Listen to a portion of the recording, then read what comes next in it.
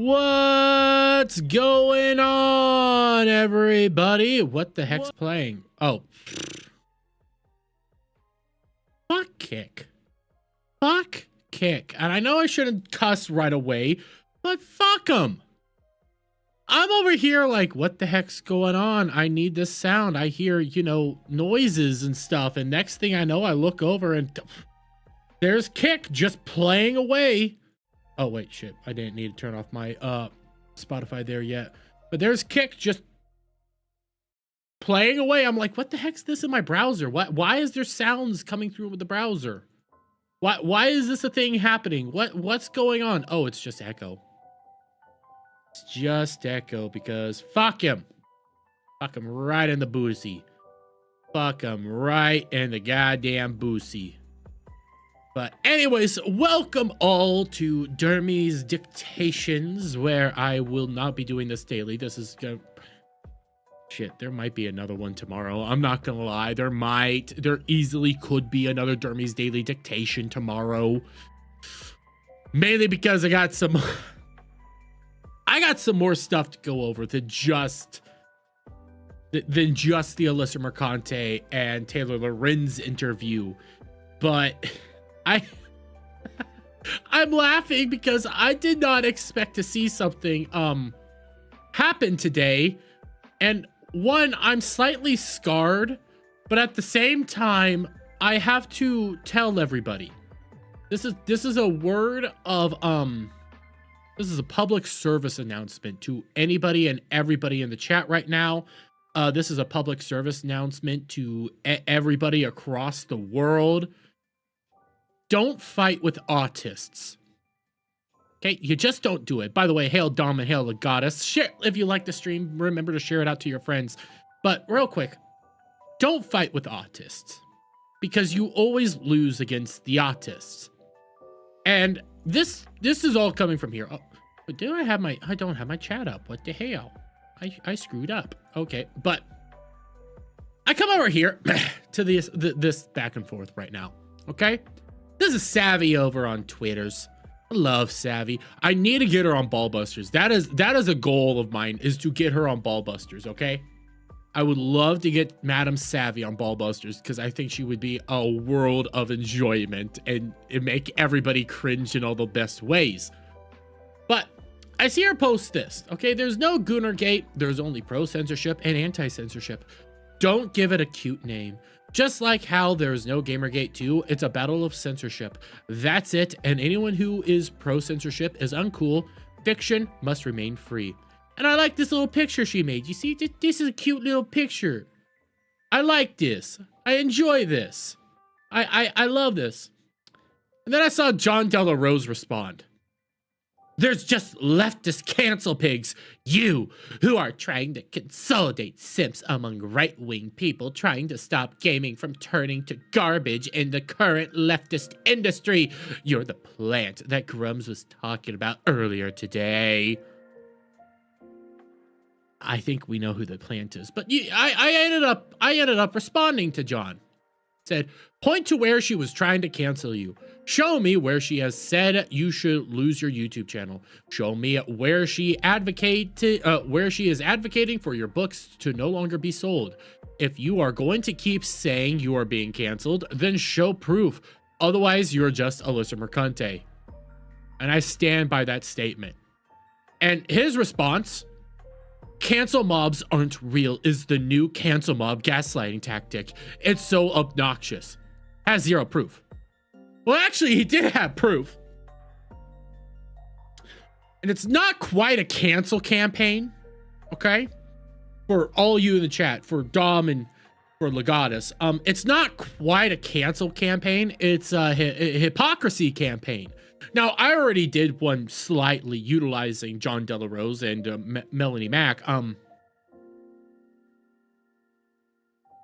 Savvy's vicious, and I reiterate, you don't fight autists. I will always reiterate this point because we come over here to this post from Savvy.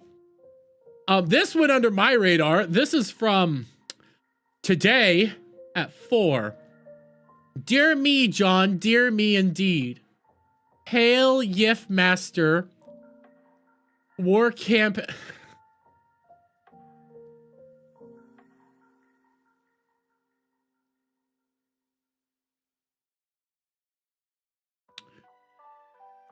For those of you who don't know what YIF is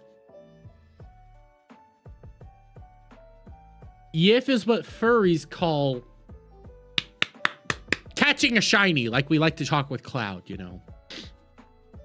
That's yiffing. Oh, but there's more. Come over here. Have you accepted Lucario into your back hole? This is putting all my public degeneracy to shame. My goodness. With such a precious flower, how could he not accept Lucario into his pack hole? I've changed my mind. War campaign is awesome now. It's a real picture. It's a real picture. It's him. I'm both Gamergate and War campaign leader, and so can you. You're God. Yo! No, John! And then there was this one. Do you know what's fascinating about John? He's a furry, a closet gay brony furry. And you know what? I think that's kind of sweet. No reason to be angry, John. You don't have to be afraid of who you really are. I'm not a Pokemon and I'm not a Pokemon enjoyer like that, but I sure will support you and your love for it. How do you feel about Typhlosion?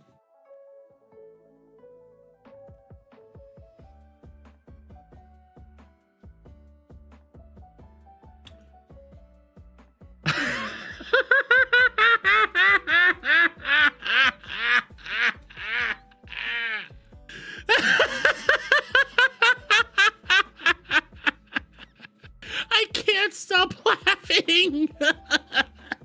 John Delarose. Okay, John Delarose, one of the former War Campaign people. For those of you who don't know what War Campaign is, that's a CG old school thing that was even before my time. Super pro-right, super religious, Christian nationalist, hates the gays. He's a gay furry.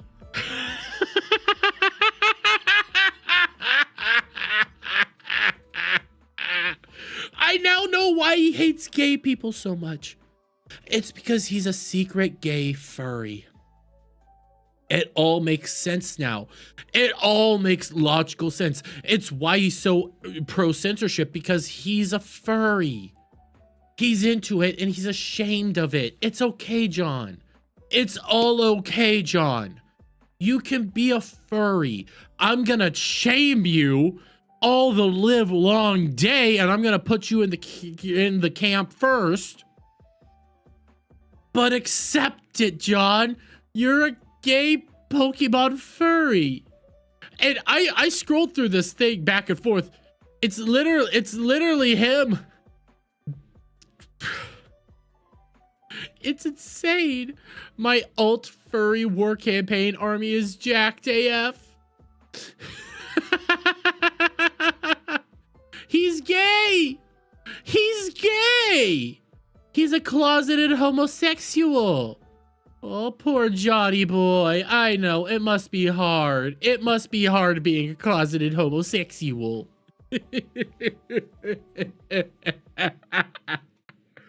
I can't quit laughing. It's the funniest thing I've ever seen. It's the funniest thing.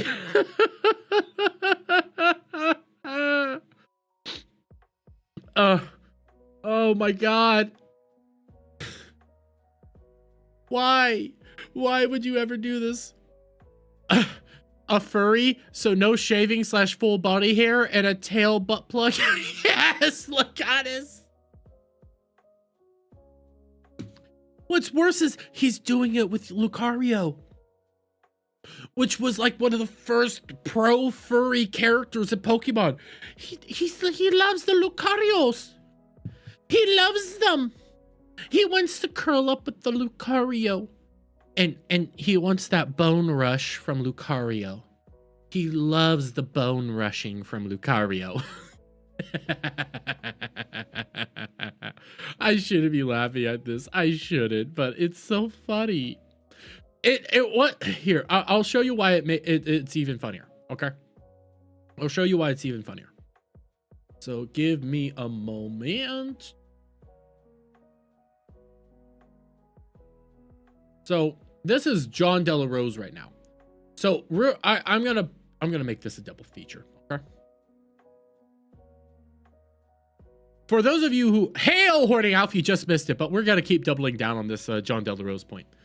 The reason why this is so funny, that because he's a gay, furry, homosexual, the reason it's so funny is because we've been having a controversy right now. Okay, we've been having a controversy thanks to the Kingdom Come Deliverance 2 game, in which there will be a gay character somewhere. I still don't know. I don't know a whole lot about this, but I've been watching this drama back and forth, and I gotta be honest with you, Alf, the same way you feel about the Gooner Gate and all that drama and how it's like pointless and bullshit. Yeah, this whole Kingdom Come Deliverance 2 thing, to me, it's pointless and bullshit. And it's just a bunch of people truly annoyed that a gay character exists.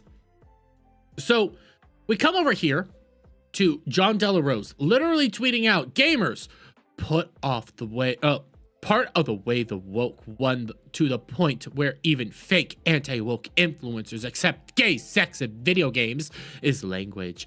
Gay is intentionally used to sound light and happy. Call it what it is, sodomy.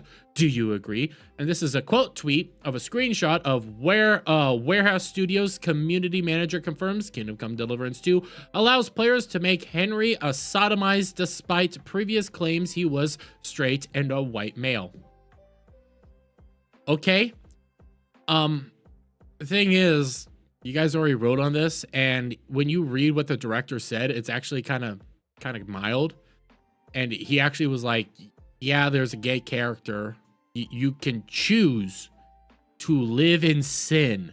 And before you think that I'm being hyperbolic, this is a literal thing that the guy said. Okay? Right here. Kingdom Come Deliverance is, I think it's right. Yeah. Kingdom Come Deliverance is an RPG. You are responsible for your decisions. If you want Henry to try a same-sex adventure, feel free. If you don't want to, you don't have to. All affairs are, and we're in Kingdom Come Deliverance 1, purely optional. The characters are perfectly aware that it is forbidden sin. He has it all. They've worked it all out. They don't care. A lot of people don't seem to care, but John cares. John cares a lot because he hates the gays. But he hates the gays because he is one. He's pro-furry. He wants to be in Lucario's back hole. He wants to be all wrapped up in Lucario and hanging out with the cloppers and the yiffers. He's a closeted gay furry. It's so funny. I love it. I loves it. Jesus Christ, those that preach the loudest have the most to hide. It's happened multiple times over.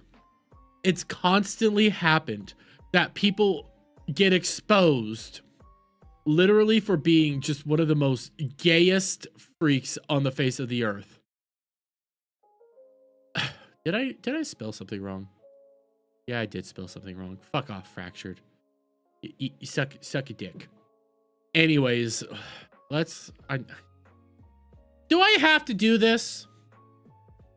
Do I have to do this? Because I don't want to do this. I don't want to do this. This is a 36-minute video. I'm going to be here all night. I'm going to want to hurt myself. I can't even drink because I have work tomorrow.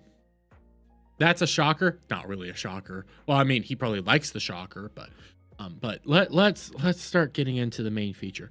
Now, I do have a follow-up to this. I do have a follow-up thing that we can react to if we want to, because I do have some of the Destiny news that we could cover. But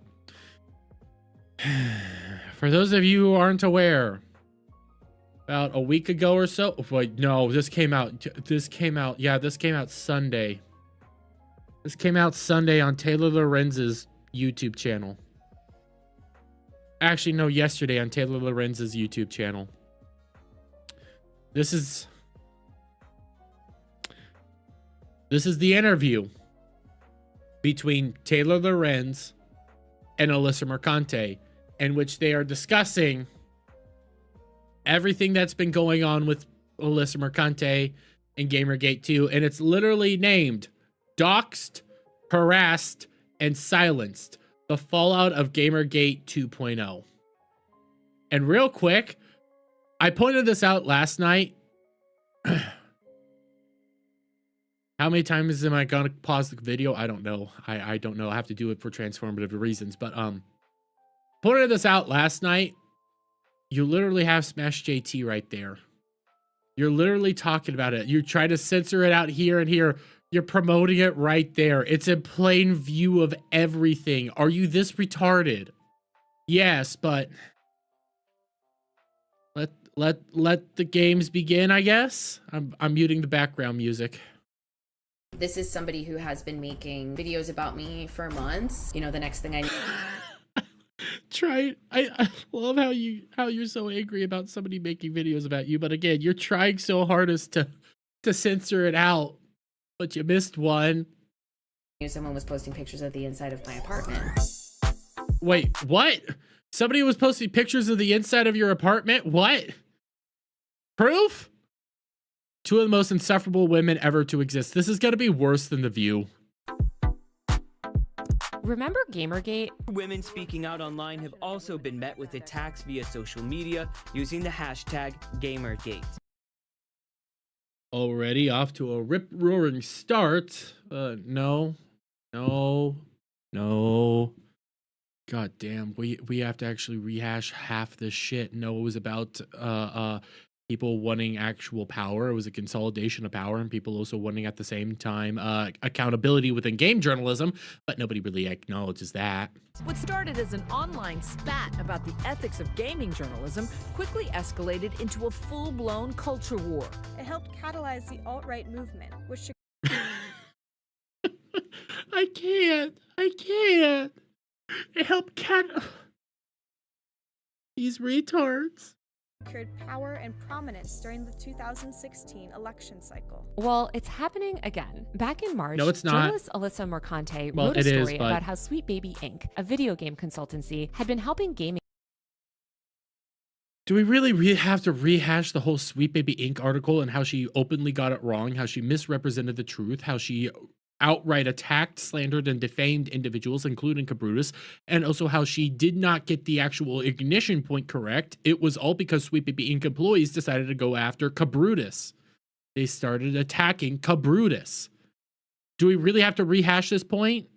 Are you well, I mean, this is Taylor Lorenz. She's one of the most insufferable individuals on the face of the earth, on par with Alyssa Mercante, and they're both just awful journalists, period. Jesus Christ. Both of these women have doxed people. Yes! Remember, Taylor Lorenz doxed libs of TikTok.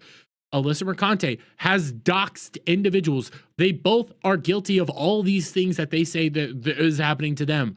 They are vile pieces of human filth. Hail iron oxide. Companies attract more diverse audiences. Alyssa's story was deeply reported and factually accurate. No, it wasn't. It has been gone over countless times. It is not factually accurate. It is inherently inaccurate and does not even address the true issues of what started this all off. Again, I bring up the Cabrutus issue, in which I don't remember the particular one. I remember Lego Butts, who was a tranny, was going after Cabrutus's own Steam account and trying to get him taken off Steam. Alyssa left that little bit out. But I mean, thank you for the subscription, Yasuke! But the reaction to it quickly took on a life of its own. Within days, Mercante had been threatened, doxed, and was the target of a vicious hate and harassment. Never showed proof of doxed. Never showed proof of the threats. I mean, I did get blocked for calling her a see you next Tuesday, but that's neither here nor there. Taylor also went to Libs of TikTok's mom's house. Oh, I did not know that part. I didn't know that part. harassment campaign that's become known as Gamergate 2.0 Wait. I'm gonna go back a little bit because I want to know who the heck was. and was the target Okay, we got John Delarose, who's a gay furry. 8-Bit Eric. Shout out to 8-Bit Eric, and shout out to Smash JT. of a vicious hate and harassment campaign. Wait. Oh, Melanie Mac. Jesus Christ, why can't I be up there? I have videos on it. Why can't my videos be up there? Come on. Come on. She'll never show proof in court. 0. In fact, on the video that will never come out because it doesn't exist because I didn't record it, of me reacting to her Square Enix video, I literally pointed out, because she was trying to imply that all those things were happening to her. I was pointing out how all those things she was doing. So it's only bad when it happens to them. Yes. That's become known as Gamergate 2.0. Today I'm talking to Alyssa about what it's like to Oh, god damn, you look uglier than I remember. Honey, seriously, change your hair. Change your hairdo. Jesus Christ. And you're not a well, no, you're a gaming blogger. Well, you're not even a gaming blogger. You're a blogger. You're a blogger. You're not a journalist. You're a blogger. be at the center of an organized smear campaign. How is it organized? No, how is it organized? Organization implies that somebody's at the top telling people what to say and do. Who's at the top doing all that? Who? Nobody. People just hate her. And why the mainstream media continues to be complicit in these attacks. Hi, Alyssa. Welcome to Power User. Hi, thanks for having me. All right. So for people who don't know who you are, you're a pretty well-known online culture video game journalist. I'm just going to be honest. I didn't know of Alyssa Mercante before all this. And to top that all off, she's not that well known. She might be decently known within her industry, but that was because she was part of Kotaku and people had a negative opinion about Kotaku. So that could probably also point to how people actually thought about her. Nobody really knew about her. So saying she's a pretty known name, yeah, no, she utilized this to propel her name. And now she's infamous, not famous. There's a reason a bunch of people are stepping away from her. How did you get started in this space? I think her nose ring is growing. Yeah. I've been writing about video games for my whole life, but in terms of it being my career, it's been the last 5 or 6 years. I was at Games Radar, and then Wait, 5 or 6 years. So you've always been a leftist twat nugget. Okay. I went to Kotaku, which is owned by Geo Media, and my reporting has always been on video games and the culture surrounding it, but only lately has it kind of become the topic of everyone's conversation. It's only the topic of everyone's conversation because you won't leave. You wrote this article about a company called Sweet Baby that really blew up and proved to be very divisive on the internet. It also seems to have sparked this months-long harassment and abuse campaign. Tell me about the article and kind of what you hope to achieve by writing it. What was the crux of that story? Sure. So in the darker corners of the internet and message boards that probably the average internet user would never come across, I noticed a conspiracy theory was kind of making the rounds about this particular consulting group and what they do in the video game industry. Consulting groups in the video game industry are a lot like how they are in the movie industry. They'll get Can't believe I'm going to have to do this. Let me pull up That Park Plays. Let me type in Sweet Baba Inc. Because you're going to say, well, they're just there to help out with all the writing. They're just there to do this. They're just there to that. They're not doing anything that we are saying that they want to do.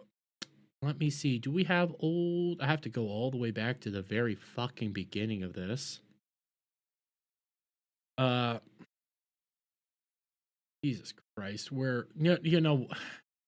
Yes, they do what we thought they did. They do what we thought they did. I have to this is so goddamn far back. November 21st, 2024. Jesus Christ. How far back do I have to? No? Yeah.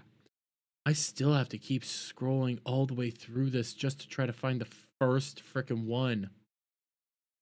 I don't think I can find the initial one that started this all off. I don't think I can. I can try. 24th. No. Games for Diversity tries to silence YouTubers exposing Sweet Baby Inc. No. Followers to report Steam curator. Got that.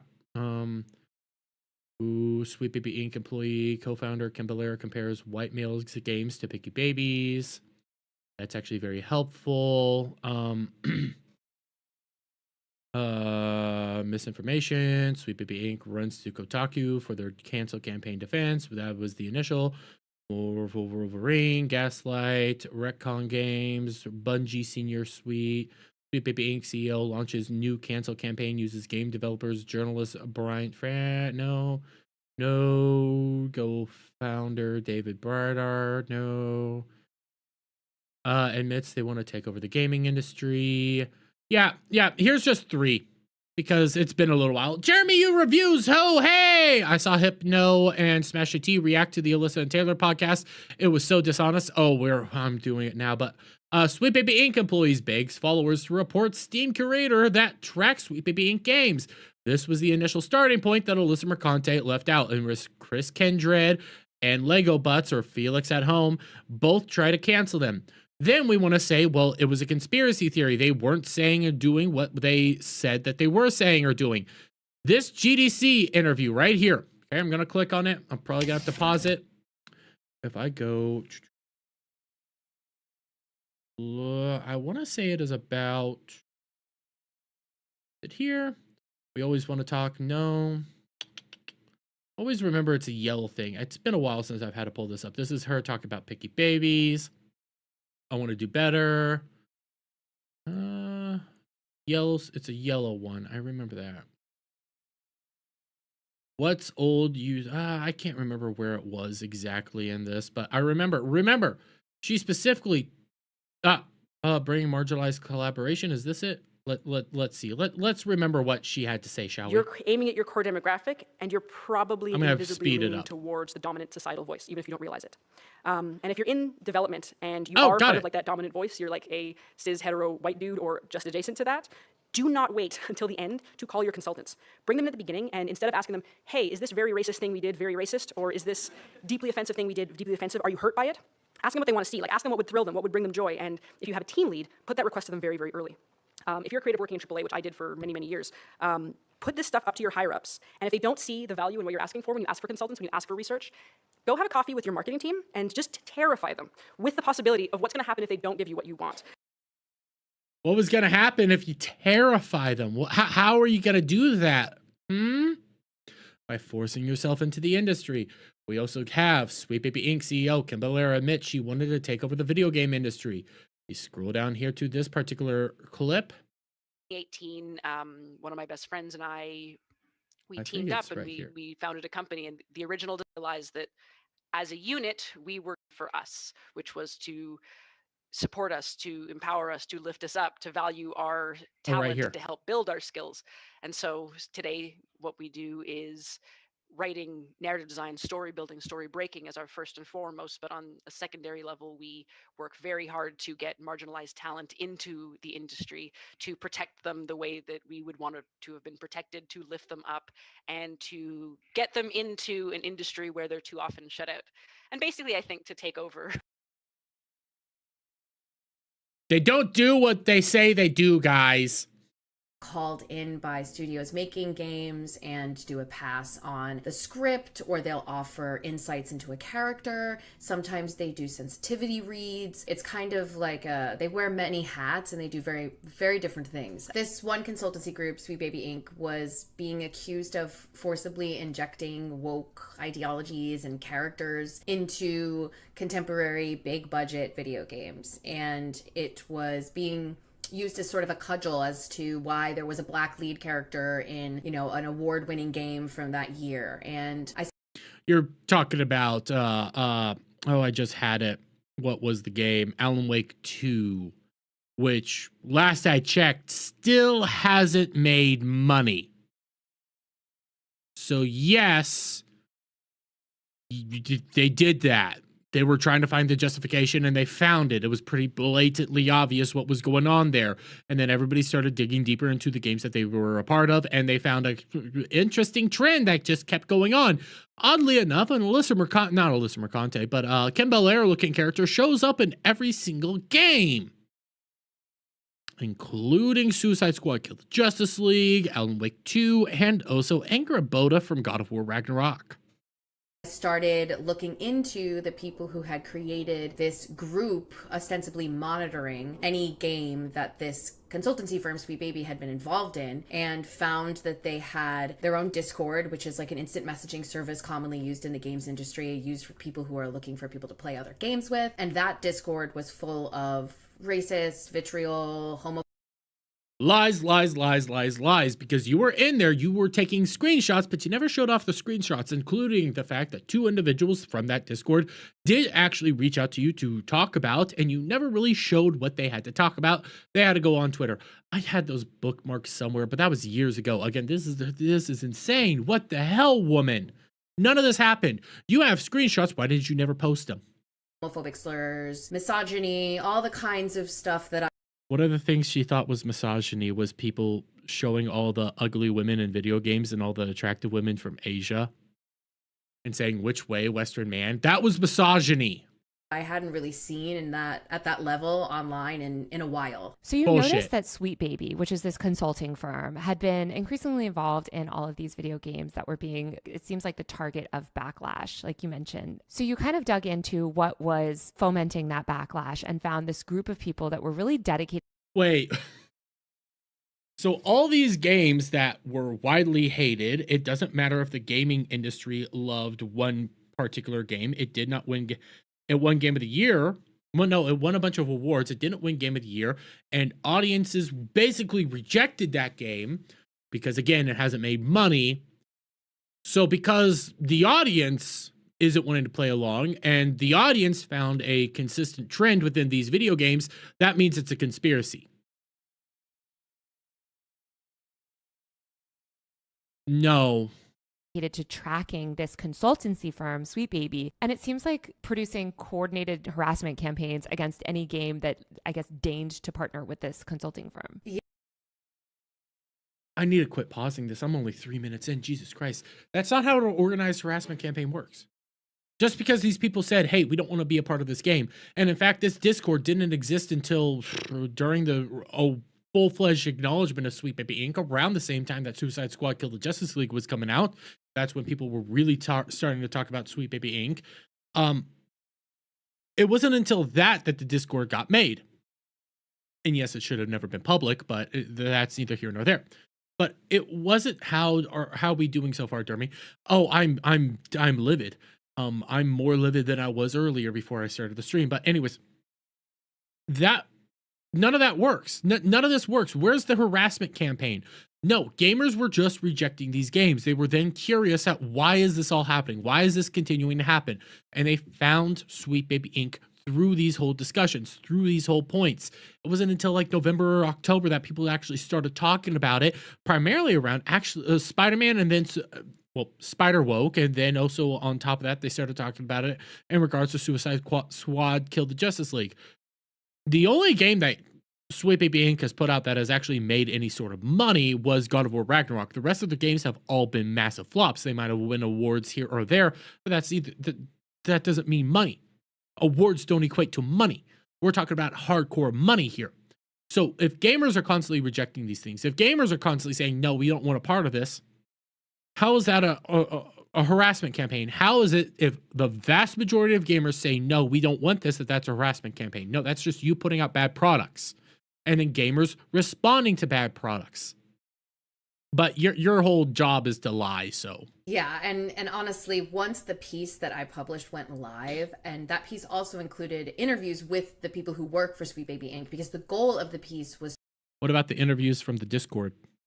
You never publish those. To sort of tell you exactly what a consultancy firm does and what it doesn't do, and try and debunk this theory in the clearest terms possible. Unfortunately, the moment that piece went live, the new conspiracy theory cropped up, which was that games journalists were running defense for this company, and then it just kind of, the attack spun off of that.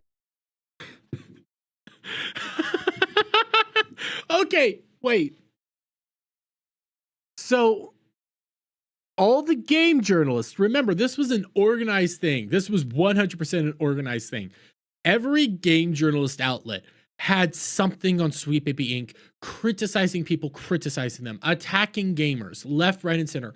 Every game journalist outlet had that. They all took what Sweet Baby Inc. said and they all ignored what actually happened, just like you.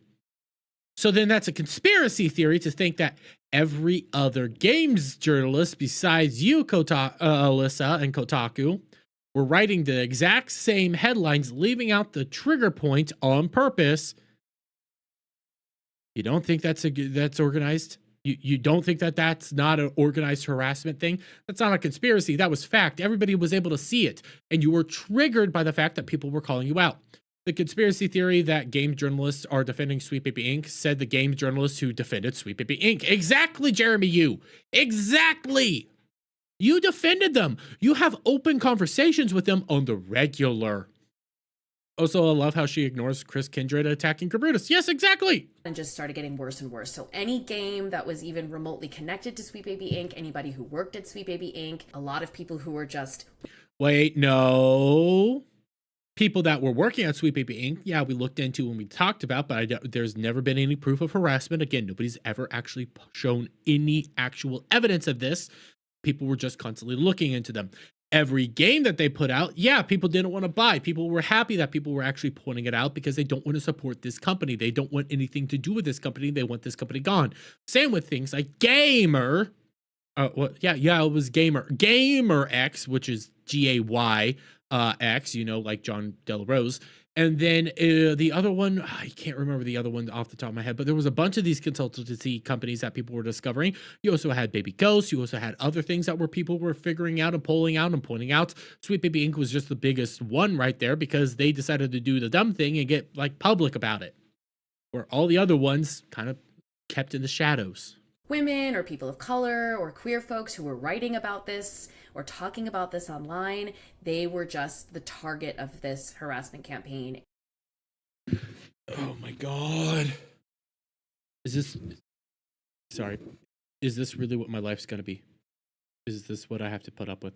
And it has not stopped. It's been nonstop since March, actually. As you mentioned, there are so many of these consultancy groups that go around and consult on things like diversity and also just helping these game companies, like you mentioned, appeal to different audiences, right? You don't want to just appeal to one demographic when you're making video games. Why do you think Sweet Baby specifically... Wait, but they should be appealing to gamers, but if they're not appealing to gamers, then they're not making good video games. They're not targeting the demographic because the demographic should be gamers, not multiple skin colors, but that's because you guys are retarded. Specifically has become such a target. I think it's a perfect storm of stuff. I think it doesn't help that Sweet Baby is run by a Black woman named Kim Belair. I don't think it helps that a lot of their employees are people of color or queer folks or non-binary people. I can't stop pausing it. Jesus Christ. It's literally because of racism and misogyny and homophobia. I don't give a shit that Kim Belair is black or a woman.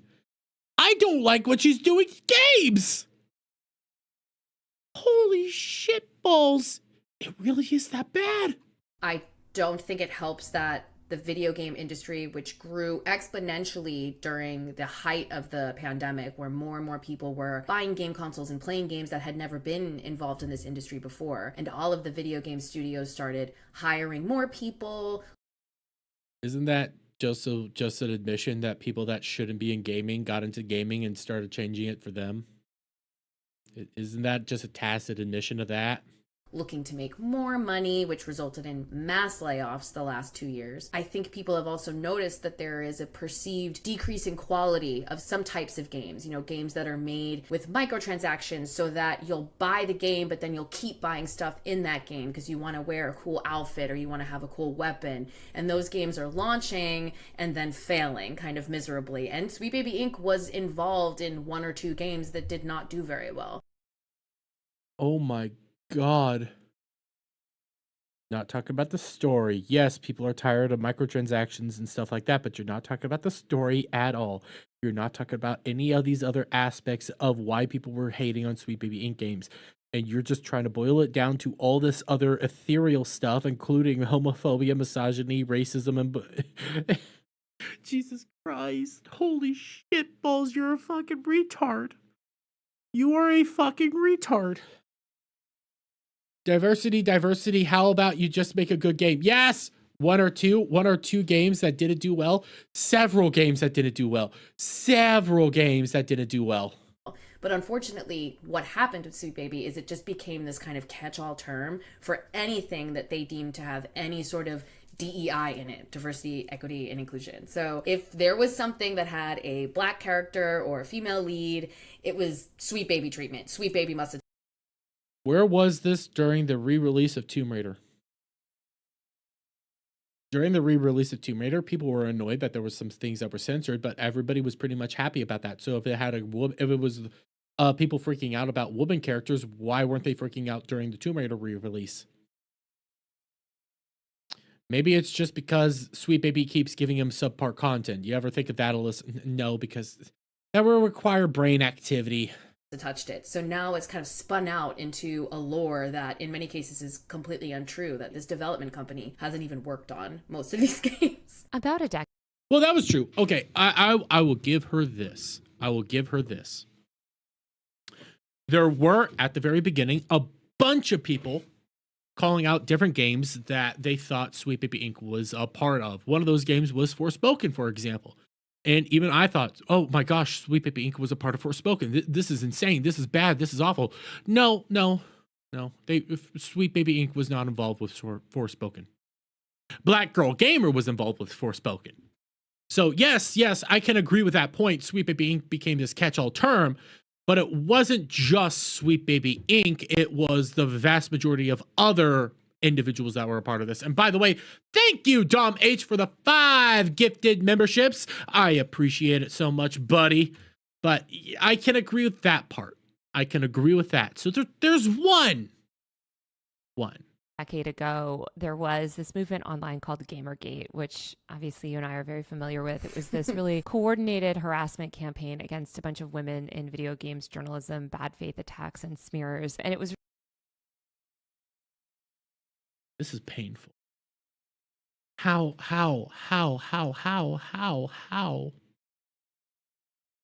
No. Game. Okay. Hey, Silver, how you doing, buddy? Holy shit, this is bad. Why am I doing this to myself? Really, this ultimately served as a sort of blueprint for how the far right would come to weaponize the internet. That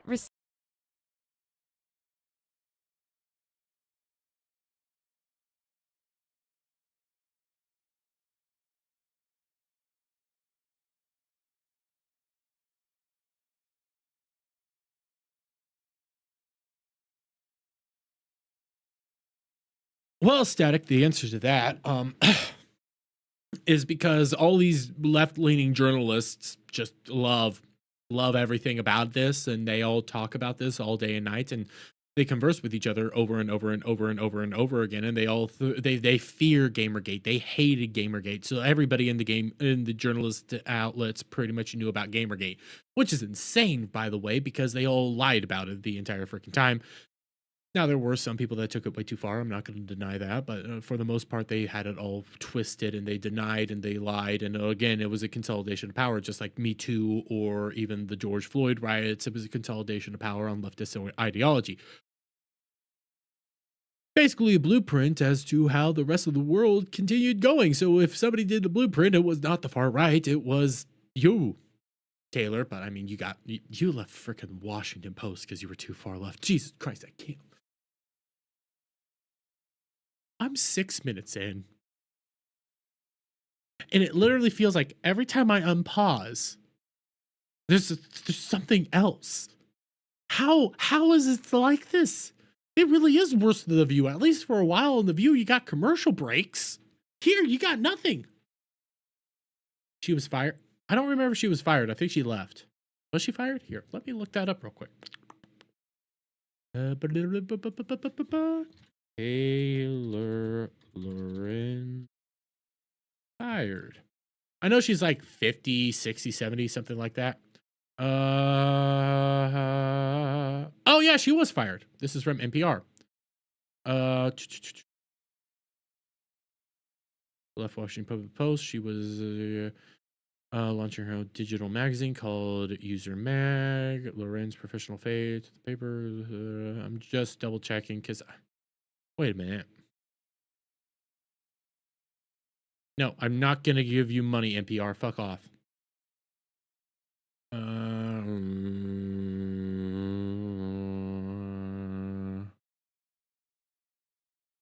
I literally just saw you say she was fired. Why aren't you report Taylor Lorenz exes Washington Post? Where's the comments of her being fired? Where's the thing about her being fired? Why is everybody not telling me where she was fired? Here, what NPR did say she was fired, but it was dug deep into there, but I don't have the time to look through this.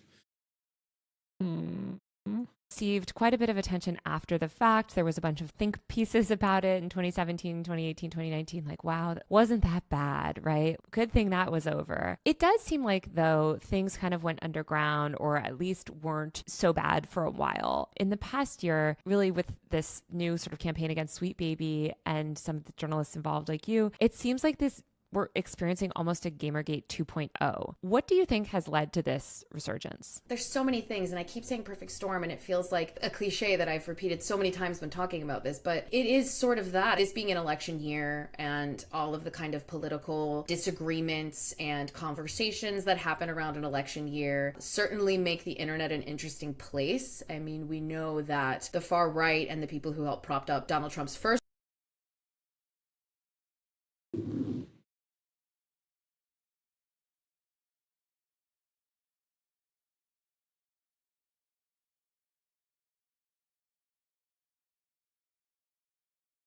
I need whiskey. I fucking need whiskey. Jesus Christ. These people truly believe Gamergate was the reason Donald Trump won the first time, and they're trying to push that Gamergate 2 is the reason Donald Trump won the second time. Jesus fucking Christ. These people are insane, batshit crazy. That's it. You know what? That's it. Repeal the 19th, bring back asylums. We need this. Make asylums great again. Put these bitches in there. Jesus fucking Christ. First run for president, we're directly pulling from the playbook of Gamergate, and I don't think it's a coincidence that we started seeing it kick up again during an election year. And you can see that there no, it really started cooking up in 2023, so not the same thing. Why, when I came in, did it look like your head was in your lap, Dermy? Because I want it to be. Not for the purposes that you think. It's because I would rather be headless than listening to this. This is pain. This is torture. This hurts. I don't remember what the heck I was saying, and I don't remember what she was saying. White noise is starting to take over. The pain is starting to manifest, and I'm trying not to yell and jump out a window. There are people who are in the now president-elect's circle saying very similar things to what Gamergate 2.0 or the people who are inciting this harassment campaign say in terms of, this company's infested with DEI, or we need to end wokeness. And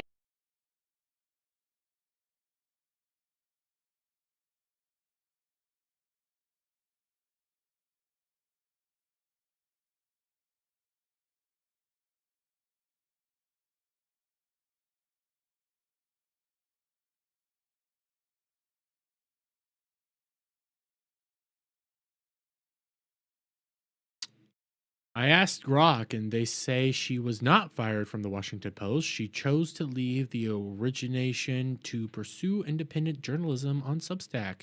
Don't know if you want to take Grok's word. I don't. It's a class in critical gender studies, mumbo jumbo. Yeah. Every intersectional ideology wrapped up into one painful. Jump out the window. I thought you were in the basement under the squeaky stairs. No. I'm upstairs. The squeaky stairs are outside my door. This is literally. I'm scared to keep playing, but this is. They can't be this retarded, can they? Can they be this fucking retarded?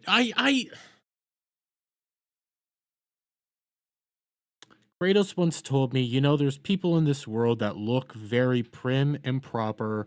They're dressed nice. They have high paying gigs, but you always have to remember that as much as these people are prim, proper, look fancy, or have these high paying gigs, there's a good chance that one of them is going to put their hand in an alligator's mouth, which tells you that it doesn't matter how smart you are, it doesn't matter how educated you are, it doesn't matter how many connections to high profile individuals you are, nothing's going to stop you from being a goddamn retard. There are smart looking stupid people in this world, and right now what I'm seeing is just a bunch of, at least Taylor Lorenz tries to present herself as smart looking, but it's two of the most dumbest, airheaded individuals saying things that they think is smart. And in reality, it's not. It is some of the dumbest things ever. There's been an ongoing push against wokeness and DEI for a long period of time. It used to be political correctness, then it was social justice. It was constantly evolving and changing, and people were tired of it. They were tired of it back when Donald Trump was first elected back in 2016. There was an interview on Joe Rogan between Joe Rogan actually conversing with Steven Crowder, and Steven Crowder thought that Donald Trump would win the next election in a landslide, mainly because of the fact that people are sick and tired of this intersectional ideology. They are tired of this wokeness, but it wasn't wokeness back then, but they were tired of the snowflake culture, the PC culture. They were tired of this. There's always been a push against this, Alyssa. Quit trying to act that, no, everybody was perfectly fine with this the entire time, and just because people deny it and don't want anything to do with it, no. People are sick and tired of this crap. Only you freaks in your little bubbles think that everybody loves it. Well, how did it do out for California right now? Jesus Christ. They think everyone thinks like Alyssa except for a few. Yeah, that's right.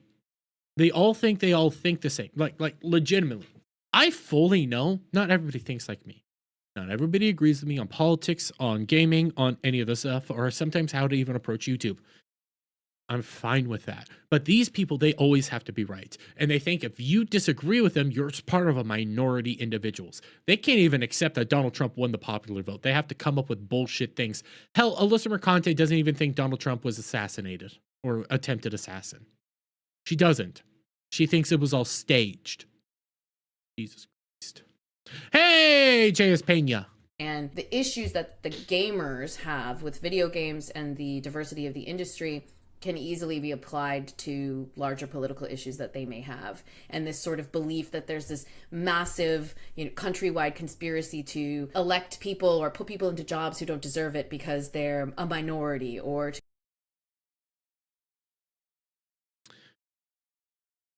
to be fair, yes.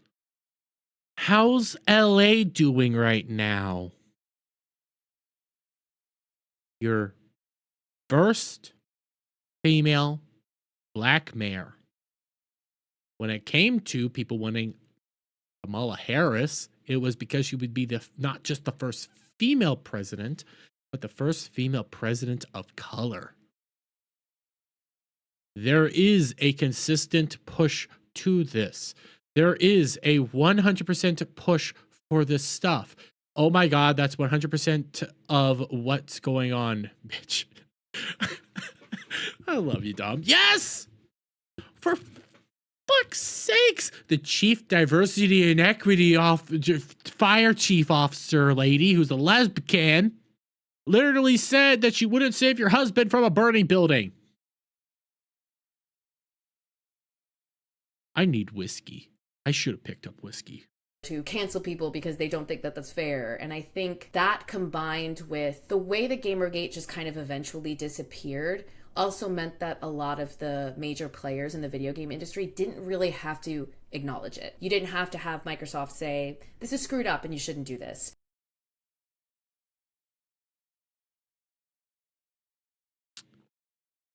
It didn't disappear. It just kept evolving over time, legitimately. And they were constantly being targeted. But the thing is, when it came to video games, people were pretty much like able to duck away. Yes, it disappeared, but you never need these people to come out here and say the stuff. How did that work out for Disney? And when asked about Kamala's qualifications, had nothing. That's right. Yep. How's Disney been doing ever since coming out and attacking the audience? How has any of these companies ever been attacking the audience? It doesn't work. And acting like it does work, acting like it's a viable option it hurts you. But you're one of these people that says, no, you need to come out here and denounce your audience. No, fuck off, bitch. Denouncing your audience really did wonders for the comic book industry right now, didn't it? I mean, Ripa's doing fantastic, yes, but how's DC? How's Marvel? How's IDW? Was IDW the one that's going bankrupt, or was that another one that's about to go bankrupt? I don't know. They're all basically dead because they attacked the audience. Doing this is a bad idea, Alyssa, but you don't know that because you're a retard. Or Sony say, we stand with the people who you are accusing of not being ethical in terms of journalism. And I think what happened when this started kicking up again in March was there were a lot of major companies and a lot of major people in the industry who kind of stuck their head in the sand, hoping and praying that they wouldn't get the eye of Sauron on them, that they wouldn't start to get these people looking at them and attacking them. And unfortunately, that ends up being a sort of tacit approval. You already admitted that there's basically a lack of money within the games industry. Okay, you already talked about that. The bunch of these gaming industries are having to have massive layoffs. People are losing their jobs left, right, and center. Actually, the companies are struggling right now because games aren't doing so well. In fact, we also have another example of this. It did come out that here, I think it's on that part place. Let me pull it up real quick.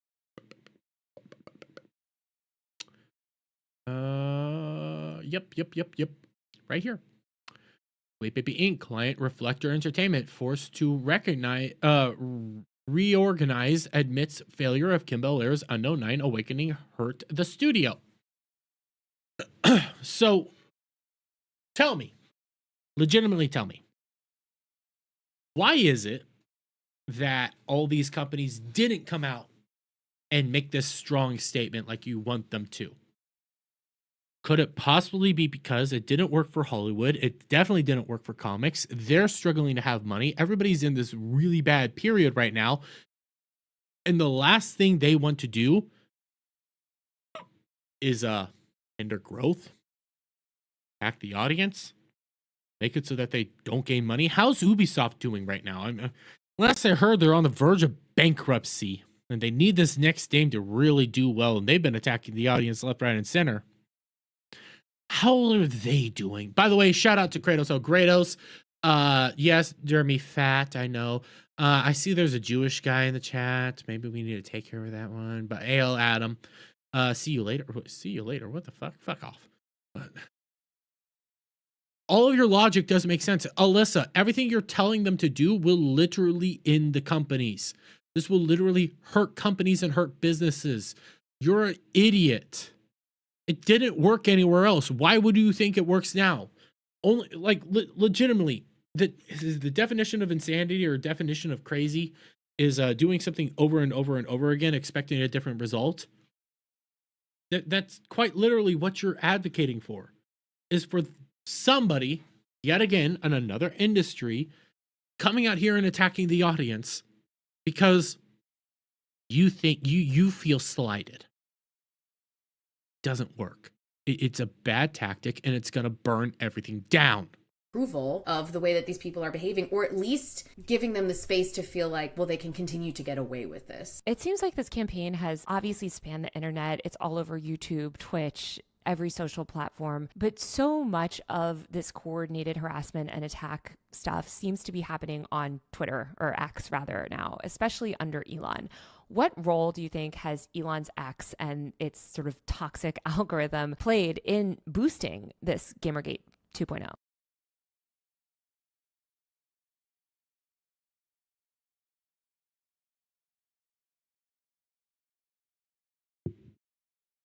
I don't want to know the answer.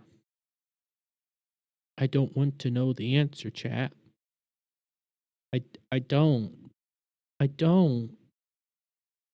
Because I know it's going to be bullshit.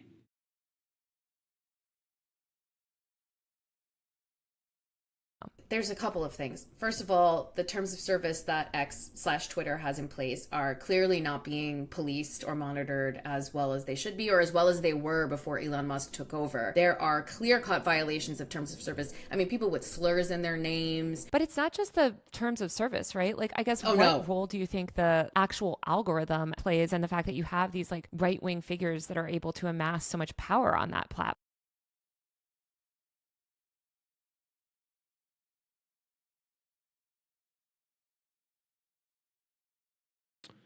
There was a recent report. I need to try to find it, actually. Give me a moment.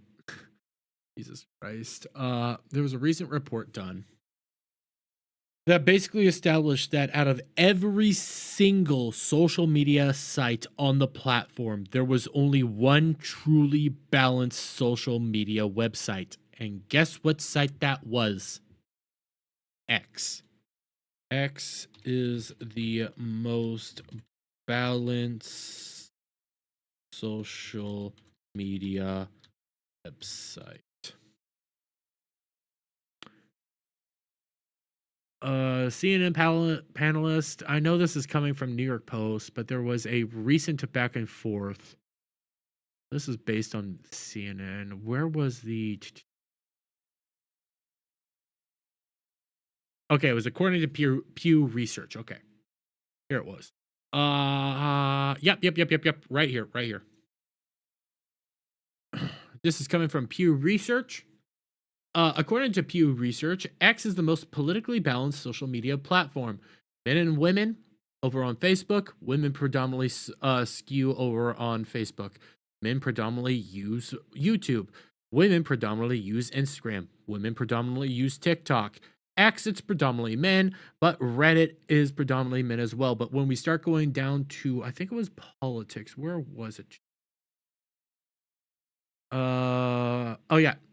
Republican leaning, Dem leaning. So Facebook, 50% Republican, 43% Democrat. YouTube, 50% Republican, 45% Democrat.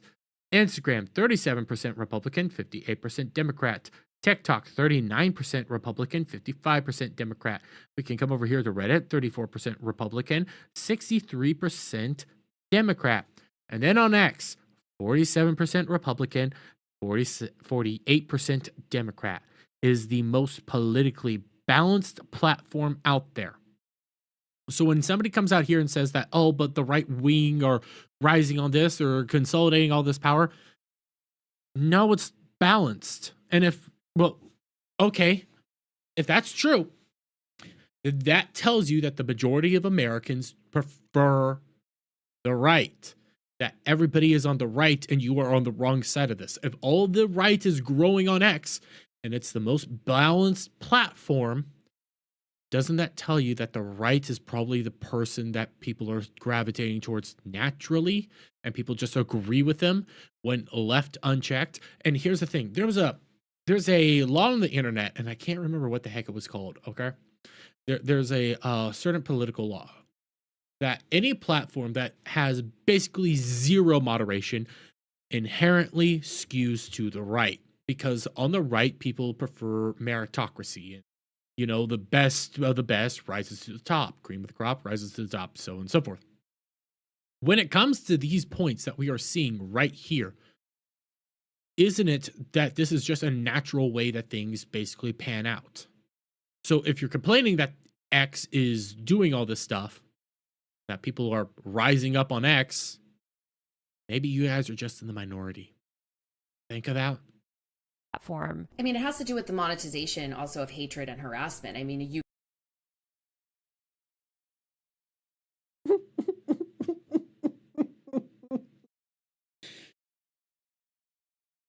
I'm not gonna lie, the monetization on X is getting annoying. The amount of individuals that come out here solely to post like crazy insane stuff or engagement farming. I mean, that's the majority of Goonergate, is just engagement farming to an extreme degree. But Jesus fucking Christ, you get engagement too, Alyssa. Don't act like you don't. You know what? I don't know if I can look at it. Alyssa. Mercante, right here. Oh no, she doesn't sign up for X, so yeah, there's no reason to have that. What the fuck? Oh my Jesus fucking Christ. I pulled up her Twitter account because I was curious if she actually had the first thing that I saw. I'm gonna try ban. Here's a free Patreon post on how to resist the new Trump presidency, codified hate, and more.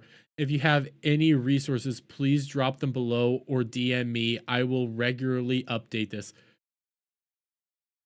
Do I have to have a Patreon? No. She does have a free Patreon. What the fuck? Featured products. Bonjour, Ubisoft Quebec. What? What?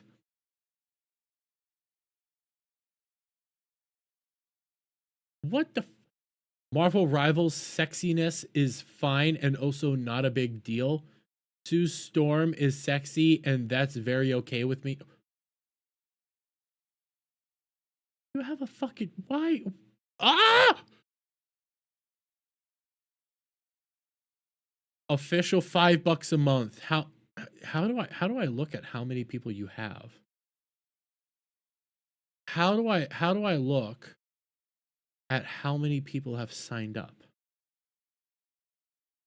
I don't think you have very many people on your Patreon, and Jesus, DM her, Dermy. I can't. I'm blocked. You can buy a blue check now and you can farm engagement off of that so you can buy to have your account have a blue check next to it and earn money off of all of the engagement on your. I have a blue check. I haven't been able to earn money yet because there's parameters just like on YouTube. So shut up, bitch. Tweets. And so if you tweet something incredibly controversial or something that's going to get a lot of interactions, you're going to get more money. And those things are also boosted through the algorithm to people's homepages. I mean, I obviously have another Twitter account that I use to monitor things. And that account is the entire homepage is just filled with absolute horrible, racist, homophobic, transphobic, harassment, abuse, all of these things. And it's just not stopping. It's not being taken down, and it's being pushed to the top of the page and pushed.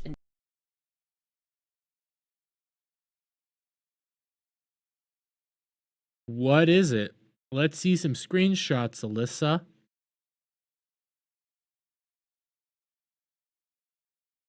Give me an example, Alyssa. I don't trust your word, Alyssa. You've already proven to be a dishonest individual and filled with bullshit. What's your evidence? What is your proof, Alyssa? What is going to be said that is like this? Tell me. Give me an example. Jesus fucking Christ, I hate you. I hate you, and god damn it, Taylor, you look more and more like a grandma every minute I look at you. Into people's eyes, and they're rewarding that by giving people monetary payouts for when their tweets hit big. Talk to me about the structure of these harassment campaigns, because I feel like there's a few big people at the top that are these mainstream content creators that are sort of instigators, but they love to wipe their hands of these things and say, well, I didn't do anything. I didn't personally call for, XYZ. Can you sort of walk me through the hierarchy of how these different sort of harassers operate? And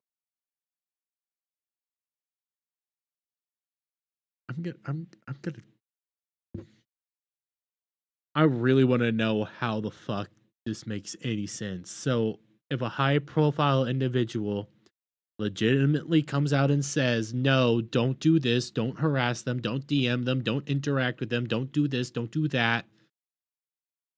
Somebody does something, you're immediately going to say it's because of you. Welcome to the internet. I can literally come out here right now. I could come out here right now and tell everybody in my chat, don't harass a single person on this platform. Don't harass Alyssa. Don't harass Taylor Lorenz. Don't do it. It's not worth it. You'll get a headache. I know it's fun trying to get for those, the block. I know it's fun trying to gather the block, But let's be fair here. It's not worth it. It is one of the most annoying bullshit things on the entire platform, and dealing with them in any regards makes you literally want to eat some lead.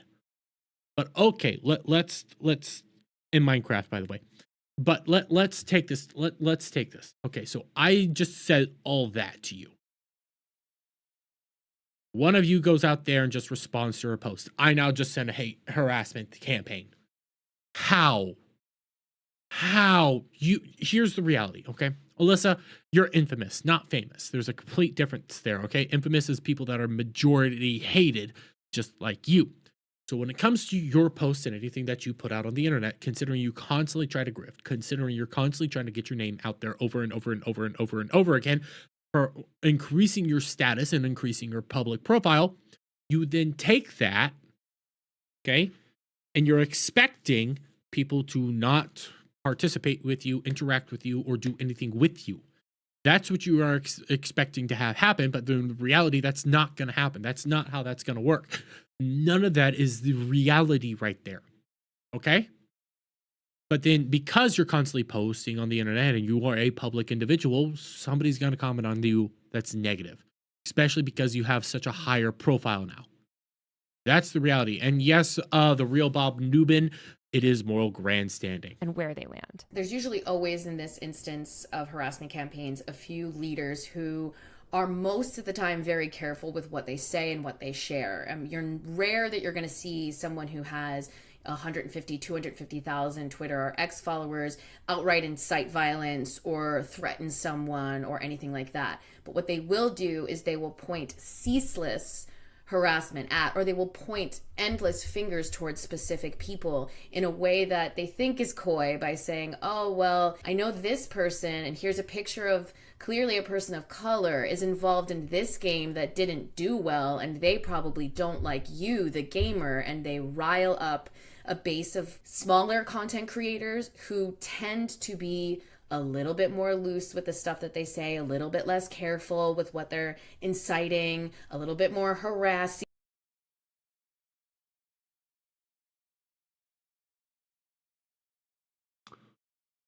More grandstanding to its finest, but let me take her position. So, one, Jesus fucking Christ.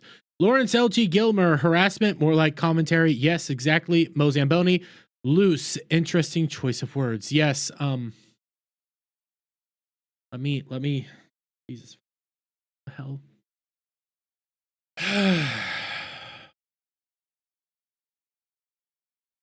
What if nobody gives a damn that the person's black? Like with frickin' Kim Belair, nobody gives a damn that she's black. People don't like Kim Belair. She's a public figure. She's a CEO of the company. People get a comment about her. She's a public individual, just like you. Criticism. It's not harassment. It's literally just criticism and you being out there on the internet. If you're sick and tired of it, leave the internet. Jesus fucking Christ. What? Cry me a river at this point. I'm so sick of this shit. Sick of it when anybody says that any form of criticism is immediately harassment. Go fuck off. See with their videos and their comments, and then below that you get sort of like anonymous foot soldiers that are just in droves, and those are the people who often or not are the ones in my inbox or in other people's inbox. Because apparently I have control over you guys. I want each and every one of you right now to give me $5. Because apparently I have control like that. I want you all to give me $5. Let's go. I'll give you 30 seconds. And if you don't, I'm going to ban you. Or I'll take my shirt off. For, I don't know. It's not going to happen.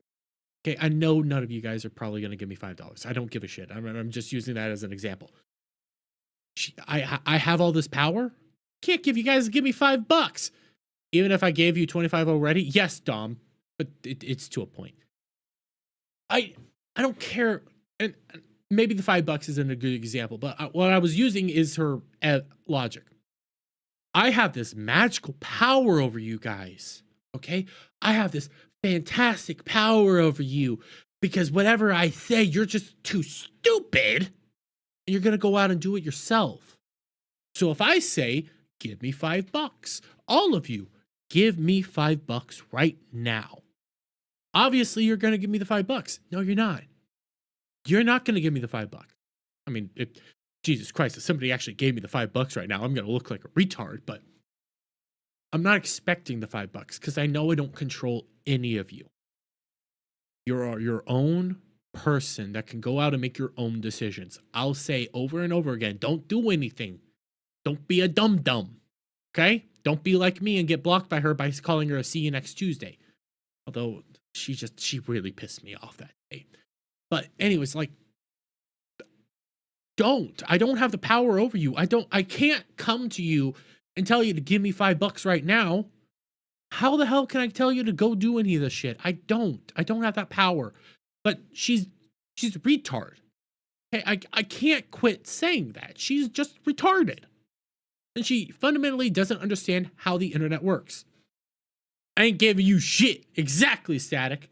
Knew somebody would say it. But I will take $5. With outright threats, or in my emails, in my Instagram, finding my family's information, those anonymous people who are watching all of this content, taking in all of this content, and being pointed towards people that they should be angry towards for some reason. They're not sure why. And that's when you end up getting this sort of wave. They don't know why they hate you. Maybe it's because you're a vile individual, but I will be fair. I don't condone any doxing. I don't condone anybody going to anybody's house. I don't condone anybody doing anything with any of these individuals. Okay? It's not, I don't like it. I don't want it. I don't even like that parts of Alyssa's family was doxed. I find that abhorrent. Sad thing is, I find it hard to care that your family got doxed considering you doxed a bunch of people. You live by the sword, you're going to die by the sword. I don't want you to, I don't like that any of this happened, but you brought it on yourself at that point, so screw off. Hey, hope all is well. All is well, Lawrence. I really appreciate it. Looks like y'all are having a grand old time. Yes, it is. Chat is, because they're, let's be fair here. The chat's not here to watch this video. They're here to watch me die inside. But I don't like that your family got doxxed. I don't like you got doxxed, but you played the doxing game first. You played the doxing game first. You lose all moral high ground and you lose all moral superiority. You did this to yourself at this point. I can say, hey, I don't like it, but maybe you shouldn't have done it in the first place. Again, you live by the sword, you die by the sword. And crest of harassment because the leaders are just innocently pointing out people, but the undertones are very clear what they want to happen there, and it's the foot soldiers that will always carry that out. Wait. So I'm following her logic here. In that case, Alyssa, then you can never write about anybody, period. She's dox smashed first, right? Yeah. She dox smashed. She DM'd his wife. She did all that stuff first. Everything that happened to her, she did first. But here's the thing, okay? If that's the stance you're going to take, Alyssa, you're not allowed to write about any individual ever again. You're not allowed to write about any single topic ever again. You're not allowed to do anything ever again because you could send a harassment campaign. She's not going to not make content. She's going to do it. And by the way, hail Jeremy's Biden supporting doppelganger. Well, does that really make sense anymore considering Biden's gone? I don't know. There's no undertone. Exactly. You wrote this story on Kotaku and it kind of blows up. It becomes this viral piece of journalism that, of course, all of these awful people hate. Tell me what happened. Why are they awful? You're just assuming. You're taking your word at her value, but you haven't even given us any examples of them doing this. You're just saying that it happens. Give me the example. Give me the proof. Give me the evidence. I know you showed off Smash JT at the very beginning. Try not to show him off, but let's be real fair here. You blurred out everything but one position, and it was Smash JT. I really would love to see that come up in court, by the way. That would be hilarious. And next to you. Part of the reason why it got so bad for me in terms of harassment was because I refused to back down and I refused to apologize for nothing that I had done wrong, but just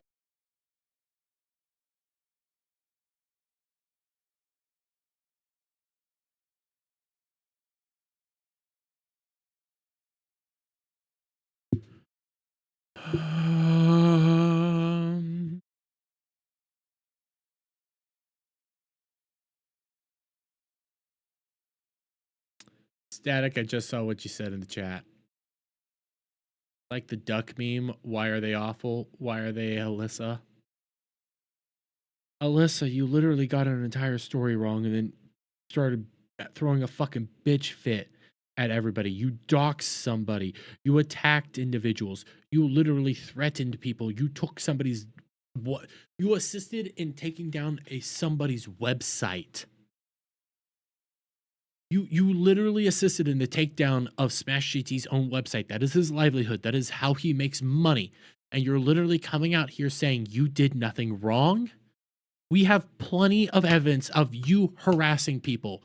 So quit acting like a fucking bitch for once in your life, okay?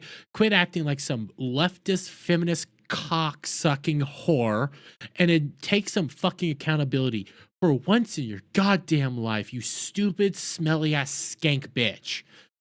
What the fuck? Jesus. I could keep going on these tirades. I could keep doing it because you're just so vile. You're one of the most awful individuals I've ever had the pleasure of even learning about on the internet. You probably, you're as a literal own to people. No joke, as an own to people, because you thought this would be a great dunk. You came out and admitted to the world that you've had multiple abortions and you were trying to act like that's empowering. People find you revolting. They have pity towards you. You were just a smelly ass skank whore at this point. You even admitted to sleeping with a man just because he was being a sexist or something like that, and you wanted to own him. I don't fucking know. I don't remember the tweet, but you're psychotic. And because of your actions, you have been brought up into the world. You have been noticed by everybody. People keep looking at you. They keep seeing you. They keep interacting with you. And you keep doubling, tripling, quadrupling down on all your fucking retarded ass takes right here. Jesus goddamn Christ. This is why people don't like you. This is probably why. Do you want to know what? I'm willing to bet her own mother doesn't like her. I'm willing to bet her mother gave birth to her, try to raise a good woman, try to raise a good girl, and she looks at her now and goes like, Jesus Christ, I should have done what you did to your 3 unborn babies in your fucking haunted vagina.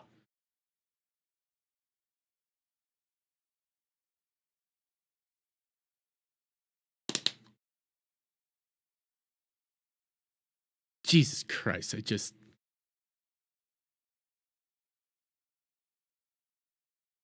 the Destiny stuff's more fun than this, and I guess I'll get to that tomorrow.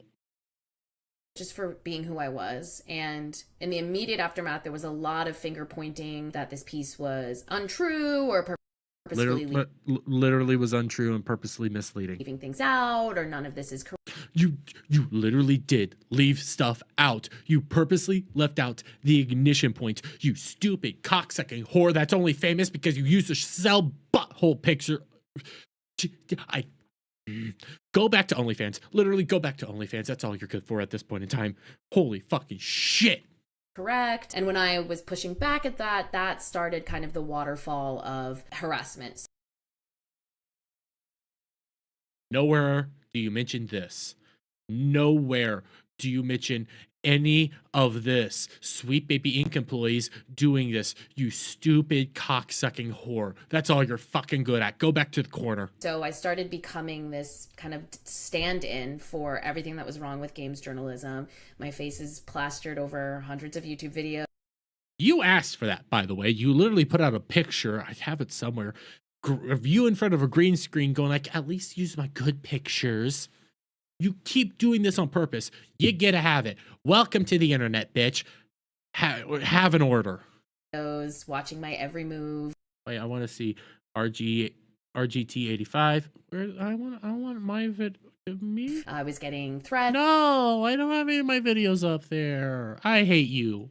In my work email and my personal email. I had to warn my parents to be careful because their address was circulating the internet. And it was just kind of your boss. I'm willing to bet your mother really thought I wish I did the same thing that you did to all your children.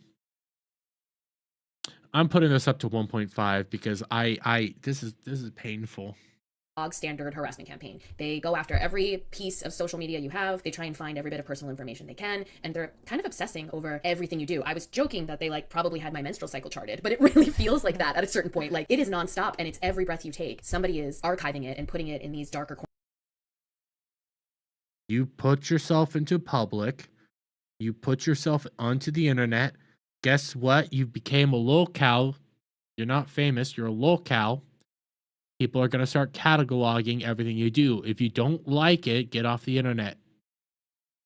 Simple. Corners of the web, which eventually bleeds into the more typical places that people would go, like Twitter and YouTube. And how has that affected your ability to do journalism and to further cover these issues? I mean, it does feel in some ways like you're a pariah. Like, there's a lot of people in the industry who have been incredibly supportive to me in private, but not.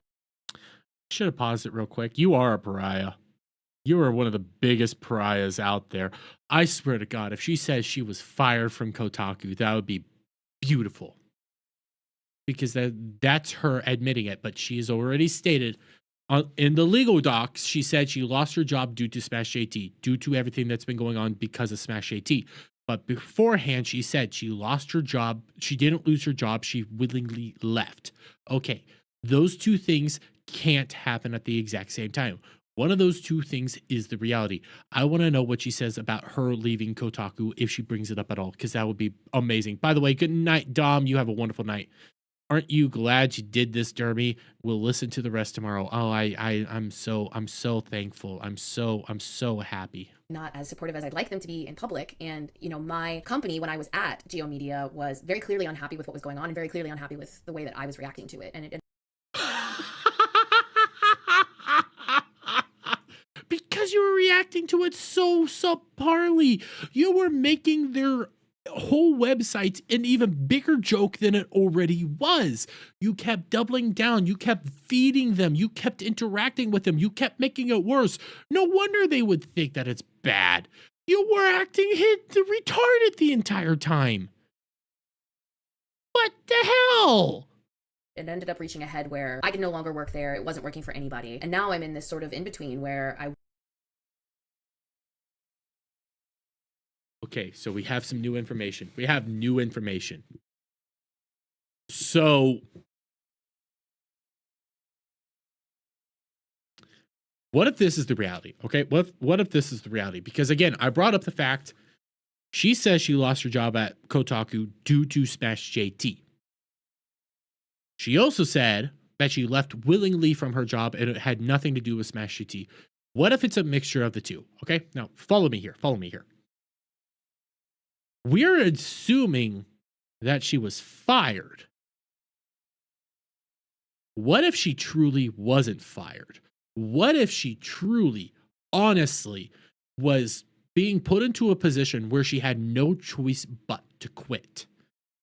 Because she's one of those people that if you fired her, we're seeing what she's doing with Smash JT. She would drag you through the mud all day long, even if she would lose, because she's one of those Karens. She's literally a Karen. She's the girl that is going to go out there and scream, "Bring me your manager." Ah. And you yell, "No, I don't want to go anywhere near you. You smell like trout." But anyways, what if she left willingly because they were disliking how she was handling everything and they basically pushed her out, forcing her to quit? What if that's the truth? Because if she left willingly, even if they forced her out, she left willingly because of how she was handling the controversy, Smash JT had nothing to do with it. It was all your own doing. Beardo was never blocked by her. Have you, Dermy? If yes, that's a flex. Oh, yes, I've been blocked by her. Do I still have it pulled up? Let me double check. Alyssa Mercante. Here's her account. I just scroll right down here. Still blocked. Still blocked. Eat that, Beardo.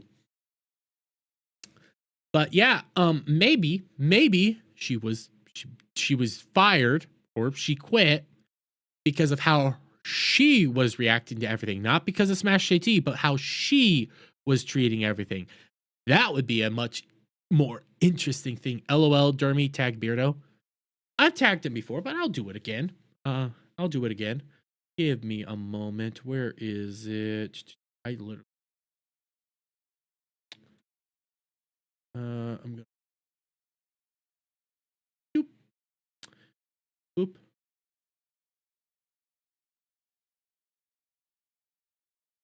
I will always treasure this at. I can never get his fucking at right. It's Fear the Beardo. I'll always treasure this at Fear the Beardo here. I don't know what's I'm gonna pull up here, so yeah, nothing questionable there, but literally just tweeted it out. I just tweeted it out. Oh, fuck you. Fuck you. He's gone right now. He's gone. Fuck you, Dom. At Alyssa Mercante, could you unblock my dear friend at Dermy Wormy? I think you made a mistake blocking him. He's a big fan of yours. He did a great video on you. Go suck a dick, Dom, you fucking twat. Almost had Dermy's Vosh moment. No, because I made sure to put those on a completely different forum, but yeah, I mean, it was a possibility. I'm not gonna lie. I'm smart enough, but I was like, you know what? Maybe I missed something. I don't. Maybe I have something in here that I don't want out. So the horse porn will be revealed one day. I don't have horse porn now. Cow porn, that's another story. But let's get back into this. I really want to keep reporting on this stuff. I think it's crucial to keep reporting on this stuff. I don't want to disappear because that is what the goal of that harassment campaign always is. It's why when people have been making videos about me, they've said, well, why didn't you just go the way of Zoe Quinn and Anita Sarkeesian, who were two women that were kind of focal points of the first Gamergate, who drastically decreased their internet presence over the last decade. They want you to go away and they want to scare you off the internet. And well, they want you to go away because you do awful jobs and they want you to just get out. You're doing awful work. You should lose your job because of the quality of your content. You're insane. You're a psychopath. But also Zoe Quinn is an activist now, and Anita Sarkeesian is also an activist and was pushing an entire activist consultancy company for a while that also was involved with Sweet Baby Inc., by the way. So yeah, they want you to go away, but that's because you're an awful human being. And I just kind of am refusing to do that. But it does make it very hard because then you start to... I miss Frosk. At least Frosk was funny. At least Frosk was entertaining in some sort of way. Yeah, she doubled down on the internet for a while, and yeah, she destroyed G4 TV, but I mean, at least Frosk was fun. Alyssa Mercante's just, she's a smelly skank, that's it. To wonder how many companies want to publish something with my byline because they're going to get dogpiled on or they're going to start to get harassed. And I've seen it in a small scale with my recent bylines at Rolling Stone. They're just, anytime they see my name anywhere, they're jumping on it, like dogs with a bone. And it really... Well, right now, I mean, you're in the middle of a lawsuit in which you say you lost your job due to Smash JT and you hurt your standing within the industry. And it hurts your reputation. You're having it a hard time to find work. You're having it a hard time to find any sort of outlet. The thing is, right now we have you in a documentary for Gaming While Black, which didn't get funded, by the way. We have you now on a interview with Taylor Lorenz, and you're writing for the Rolling Stone. It kind of sounds like you're standing in the industry is still pretty much set in stone and you're perfectly fine. So that's why people keep bringing this up. I don't remember what Chrissy Mayr's take on her is, but I'm willing to bet it was harsh and just vicious, and I love it. Really is upsetting because at the end of the day, you know, I was doing my job and I was doing it well. And I think no, you weren't. Being put in a position where you feel like you might not be able to do it anymore is a complete bummer. It's horrible, but we see this happen constantly. I mean, I've reported on so many of these campaigns, especially against women journalists, and it happens to, you know. You both doxed people. You were both horrific journalists. You lost your jobs properly because you did awful jobs. If you do bad at your job, you get fired. Plain and simple. It's like these people think they're entitled to work. Jesus Christ, I keep seeing the wrinkles around her face. Darling, turn off the beauty mode. I can easily tell that you've AI touched this up and you have like your beauty mode camera turned on. Just stop it. It's not working. I can see that you're like 65. women across the I mean, even right here, we can see the gray tips. Okay, you're graying. board, especially women covering online culture, as you mentioned, and video games, because I think these are very hyper online engaged, radicalized communities. Why do you think media organizations are so scared? Like, why do you think they have learned nothing from Gamergate 1.0? Like, was there any improvement here? Because it seemed like there was this whole reckoning around it, but now we have it happening again. And those same media companies that were publishing the, think pieces about how, wow, wasn't that awful? It seems like they're making the same mistakes again. Yeah, I think ultimately it all comes down to worrying what's going to affect your bottom line. And that's all. Well, I mean, Alyssa, you did say earlier that all these industries are losing money hand over fist. They are struggling to maintain afloat. They are having to do cutoffs and mass firings constantly over and over again. So yeah, maybe they don't want to upset the audience, the people that pay them for one smelly skank. Just saying. Also why I think the video game industry leaders and these companies and publishers stay quiet as well, because I think they worry that the moment that you take a stance against something like this, you alienate a part of your audience. And in a media landscape where websites are shuttering left and right and shutting down or selling, or people are getting laid off, I think there's a fear that you would alienate people by loudly standing behind your employees who are getting harassed. In some cases, I also think there are some people who are at the I'm like, yeah, I literally just said this again. How's Disney been doing? How's the comic book industry been doing? How's Ubisoft doing right now? None of these places are doing good financially at all. And they took a stand against their customers. They took a stand against the gamer, the customer, the consumer. Well, I don't even like the word consumer, the fan. They took a stand against them. Where are they now? They are struggling. They are having a hard freaking time right now. Several of them are on the verge of bankruptcy. On top of that, if we actually want to take a good long look at Marvel and DC, we can see that they have to be subsidized by Warner Brothers and Disney. That's not a good thing. That's very bad. In an era in which you need money coming in, attacking your audience is a retarded move. But I mean, again, you're a failed gaming blogger. That's a really sad thing to be in. The tops of these businesses that aren't necessarily all that worried about the way that these people behave, and maybe they don't necessarily disagree with some of the things these people say. The people who are in positions of power at these places are there.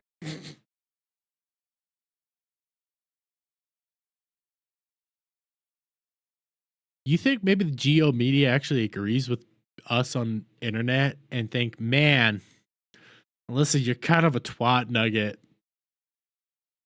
That'd be funny. I wanna know now. I wanna know what the people at the top, if they really hate Alyssa Mercante, that would be funny. And they'd probably say it's because of her own attitude and what she did. She was just an awful person. There for a reason, and I don't think they want anything that could upset that power balance. And I think seeing that somebody is getting sort of endless abuse for something that is a fairly left-leaning but innocent stance on something.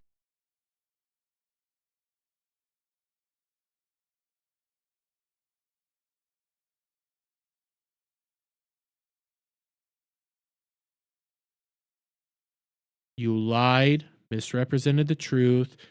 You left out crucial piece of information that isn't innocent, that is very malicious, and you fucked up royally. I'm halfway through. I'm halfway through. I can do this. I could do this. I could do this. I could do this. I could do this. It scares people who are at the top because they wonder, well, what happens if I take a stand? And so I think they're just quiet. And I think, quite honestly, they're cowards. I think a lot of people are really just worried about their KPIs, or they're really just worried about their page views. They're worried about how much money they can make for the site. And they think if we make a statement saying stop harassing someone, that section of the internet will no longer entertain us and no longer read us. And I think it really just is, it's cowardice, pure and simple. And okay, are you saying that if they do take a stand that you'll get views? No, you're actually just saying that it's cowardice and they're afraid of losing money, because they will. Jesus. I don't know what a KPI is, Static. You're gonna have to help me. Here, what's a KPI? Well, let's do the research.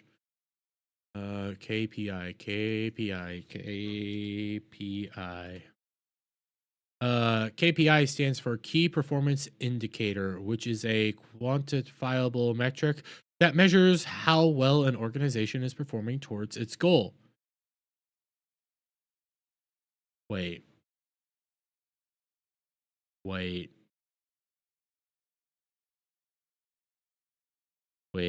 a minute. So you mean a company a company cares about how it's performing? They just care about their KPIs. They just care about how they perform. They care about getting the clicks and making sure everything works right, and taking a stand against the people that are clicking and interacting with them might be a bad idea, Alyssa. You think? Alyssa Mercante, genius in 2024. Well, 2025 now, but you really are. You really are a brilliant mind, Alyssa. I'm shocked. I'm so astonished that you obviously know how the industry works better than everybody else. How's your YouTube channel doing? I know you get a lot of views, but how many subscribers do you truly have? Are you monetized yet? How's your Twitch account doing? Not very well, if I assume, because people really don't like listening to you. Hell, here's a funny thing, okay? When it comes to an Alyssa Mercante YouTube video, I have discovered the only way to do that content and to react to her things are to go into blind. Because if I don't go into a blind, I don't know what's going to happen. Her latest video on the Square Enix policy changes, my entire video doesn't work unless I react to it blind. If I react to it normally, it's literally just her reading an article the entire time. If you don't think I'm lying, I'll pull it up for you. Now I have to go through her fucking Twitter account to find this shit, because she's never getting if you think Alyssa Mercante will ever actually get like known on YouTube, when you look up Alyssa Mercante and you just find Alyssa, you find videos about her the entire time, you will never ever see it. So real quick, here's her YouTube channel. She has 354 subscribers, so no subscribers really. 5.3 views ratio to hell and back. 2.7 views ratio to hell and back. I'm just gonna play you. I don't think any company. I just want to play you the first part of this video. Okay, that's it. I don't think any company would ever like actually say, like, name Gamergate. I think they know that, like, if you do that, that's like the bell ringing, you know, come get your slop, come get your dinner, and it's just 30 to 50 feral hogs running. They said Gamergate. Now, the reason why I played that first 16 seconds for you is because I watched this entire video. This little thing that she has at the beginning never shows up. I don't know what the context for that whole clip is. It's not in the video. It's not a part of this at all. She mentions Gamergate maybe one other time in the video, and it's just like, this is the Gamergate player's handbook. That's the only line, and then she never talks about it again. She never brings it up again. It's literally just her reading an article and the Square Enix new policies. That's it. There's nothing else being added here. There's nothing else increasing the value of this. It is just her reading an article. You have nothing of value to give to the world. So yes, maybe people that actually know what the heck they're doing know more about the industry than you do, and know what people actually want to hear and think, and don't want to be attacked 24/7. Alyssa. In some cases, I think people are, like I said earlier, afraid of that eye turning towards them and attacking them. But that's why I've called for video game industry leaders and companies to issue a joint statement that's just signed by a bunch of people. It doesn't need to be this sort of. Is it the same statement that the comic book industry was forced to write, saying we won't rape our coworkers? How did that work out? Oh yeah, then they said it's not enough. We need you to do more. It's not enough. Fuck off. Of granular back and forth with these bad actors online. It could just be something as simple as the video game industry is diverse, the people writing about it are diverse, there's no conspiracy theory here, please stop harassing people, we don't stand with it. Signed, every big leader. What's harassment?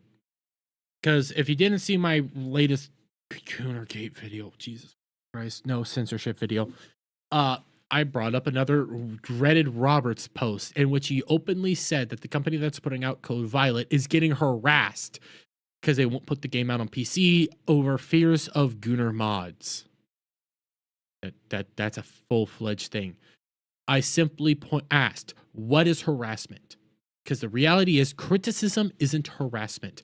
When you put something out online, you are going to get criticized. You are going to get people commenting about you. You are going to get people talking about you. All of that isn't harassment.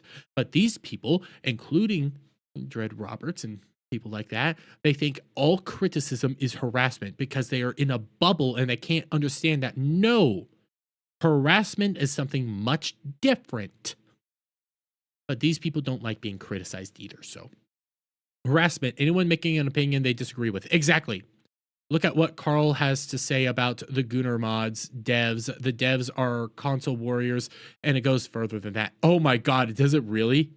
Because real quick, Static, I did see a post. I'm not even shitting you.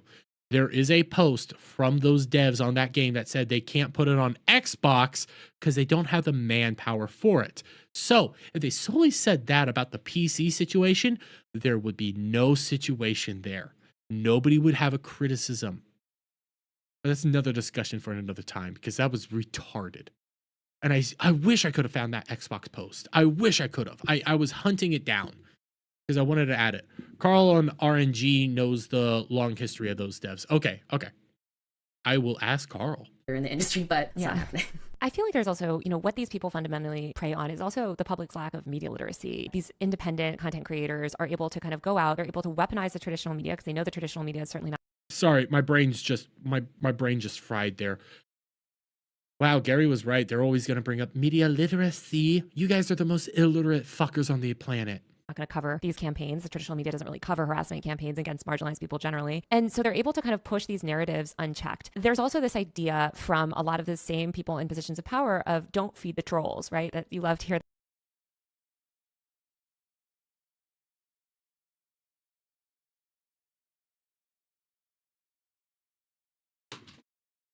I don't even care that my headset fell.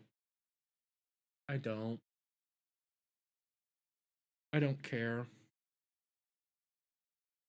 I just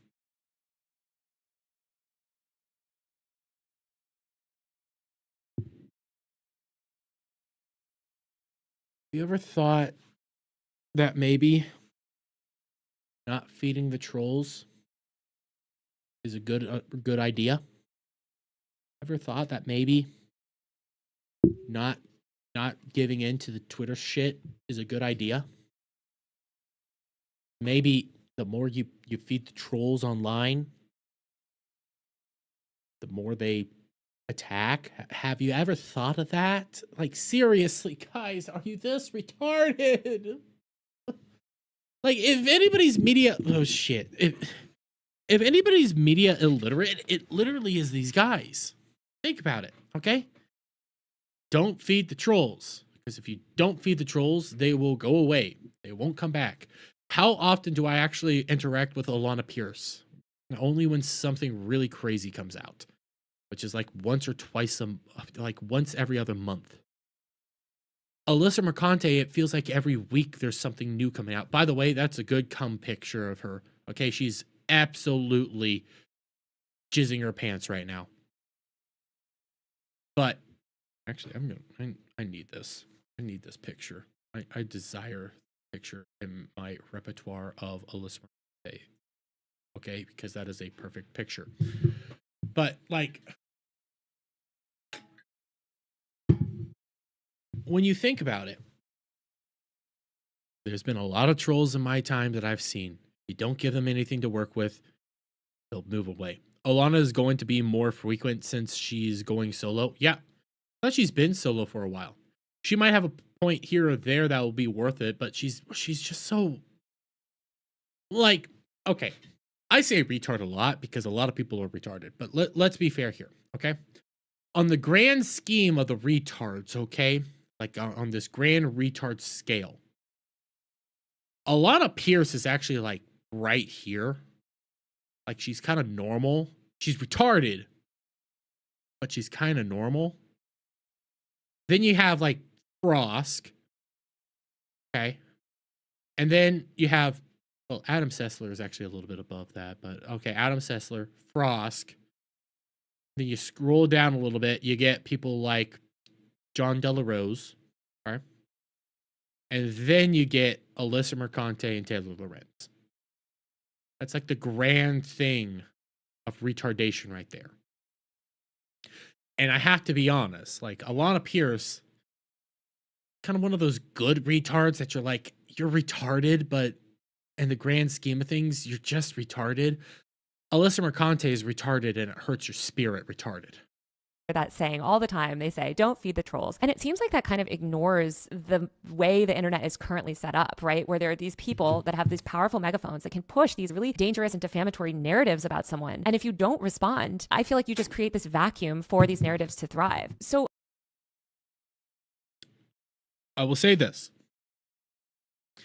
Something is truly defamatory, if something is truly off kilter and heinous and is not true whatsoever, you have the right to respond by disproving the whole entire point. That means you need screenshots and evidence to prove that what they said was wrong. That or you take them to court. Those are your two options. Outside of that, yes, if you feed the trolls, they're gonna keep coming at you. I can also agree with that static. At least Alana Pierce has a nice rack. Well, I guess, how do you feel about that don't feed the trolls advice, and how have you sought to fight this misinformation and smear campaign against yourself? It's so funny that you say that, because that was actually something that was said to me multiple times by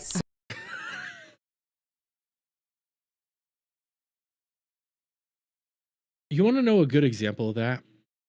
Of why you shouldn't have fed the trolls? You literally went on stream and you said, fight me in person, bitch. And you called everybody on the internet a bunch of pussies because they wouldn't take you up on the offer to fight you in person. Wouldn't you have it? Vera Dark offered to fight you in person. And who ran away, Alyssa? I almost said Alana. Jesus Christ, I was doing the same thing last night. Who ran away, Alyssa? Wasn't Vera Dark. It was you. So by doing that, you fed the trolls in an extreme manner. So it's almost like you followed that idea of just not engaging with them. It would have all gone away. But again, that requires brain function, and I'm pretty sure you were dropped on your head as a child. That, or you have syphilis. Some people who I will not name when I was still working at Kotaku, and it frustrated me twofold. One, exactly what you're saying, the conversation of, well, this is defamation against me. It's also insinuating or saying outright that my journalistic practice is unethical. It literally is. Again, didn't bring up any of this, so you are unethical. We've actually had proof of you being unethical. You have very clear connections to a bunch of people. On top of that, on this notion of being unethical, okay? One of my favorite things to pull up right now, because it is beautiful whenever I talk about Alyssa Mercante, okay? It's just beautiful. Remember the Farm Folks disaster that happened a while back, okay? Farm Folks and everything that was going on there with the jiggle physics and the insanity and stuff. Well, the Farm Folks CEO did an interview with Kotaku, and the person they interviewed was Alyssa Mercante. Farm Folks CEO claims Kotaku's Alyssa Mercante intentionally misrepresented his comments, and he did not imply to describe gamers as incels. He gave screenshots. He gave proof. This was a massive thing, and you just ran away and said, well, I posted my thing. You are an awful journalist. You have no integrity. You are a vile individual that has been proven on multiple occasions outside of the Sweet Baby Inc. disaster to have no ethics in journalism. You will misrepresent people's comments on multiple occasions just to push your own political narratives. So yes, you are a vile person. You have no ethics. You have no journalistic integrity. You will do whatever it takes to get a quick buck or get a click. So go fuck off. Or that I'm lying throughout a published piece, and not saying anything about that kind of stuff is a little bit of a tacit approval. It's what if it's true? a little bit of a oof, I don't want to say anything because I don't want them to pick that up and run with it. But when you don't say anything, they're running with it anyway. And I've learned that even when I don't say something that could piss them off, they will find something to get angry about, whether it's a tweet from 10 years ago or it's a retweet. There's something that will consistently drive this outrage machine. So I believe you have to be smart with what you're pushing back on. And in some cases at first, I kind of felt like I was Captain America in that one scene, whatever movie it is, where he fights like 8 guys in an elevator. I kind of felt like I had to just go at everybody who was saying everything ridiculous about me, because the ridiculous level got to something that was, it was comical at a certain point if it wasn't tied to such scary. Thought it was okay to respond to every little person every little time. And I feel, I hate this. I hate having to do this. I really do. But let us pull up Master of TDS. You want to, because you're saying you used to do this, you used to do this, you used to do this, you don't do this anymore because it's bad, because it is a bad idea. It's an awful idea. You shouldn't do this at all. This is a bad thing. This is Master TDS from just the other day. Alyssa Mercante screenshotting his post where the video stops, so he ended up asking him to put out a meme. Okay, not real quick. Let's just take a look. Okay, so he tweets out literally a meme from our stream tonight. It's pretty accurate. I'm the victim of a targeted terrorism campaign. Shut up, shut up, shut up, shut up, shut up. Yeah, I could believe that. And not only is this exhausting, it's baffling. How is this a meme? What is funny about this? Someone explain it to me like I'm 5. That's sad. But he also had to point out that you unblocked him. You unblocked him to do this just the other day. So you're still acting this way, Alyssa. You're still acting like a complete and total twat nugget.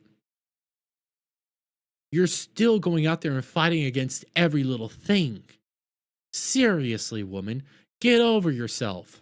Very violent threats, but it got exhausting. And then I got to a point where I was like, okay, what are things that are just really easily disproven? Things that these big leaders are saying about how Call of Duty added bullets that had the trans flag on them. So you can Call of Duty trans bullets are the latest right-wing conspiracy rage bait. But they did it. They did it. Call of Duty. LGBTQ. Let's just do this, okay? Let's do this. Call of Duty gives away free Pride gift pack that includes transgender themed bullets and guns. It was literally a thing. It was literally a thing that happened. Why?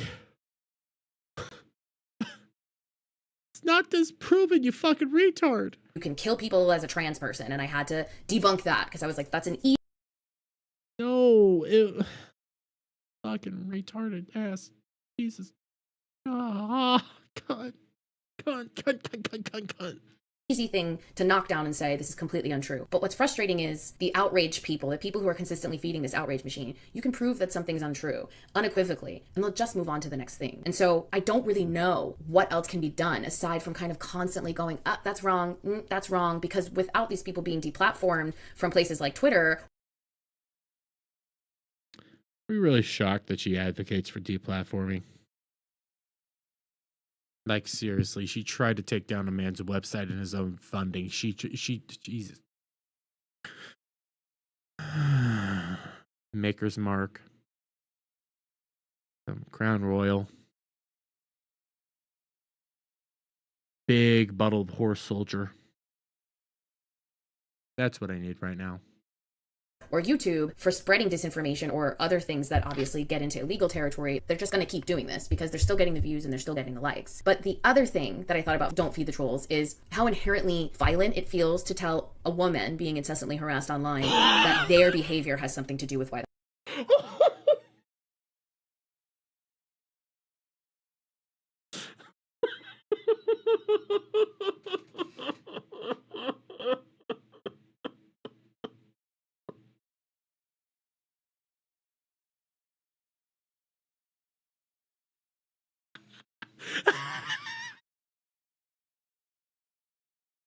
I love it. Oh my God. Jesus Christ. It you're sexist. You're literally sexist for telling me not to do a thing. You're sexist for literally telling me not to engage with the trolls. You engaging with the trolls is the problem. Stop it. We're trying to help you. You're a sexist. I can't. I can't. I can't believe this is an actual thing that's being said right now. Jesus Christ, woman. You're literally sexist for telling a woman, don't feed the trolls. Just stop. If you stop, things will blow over. Are you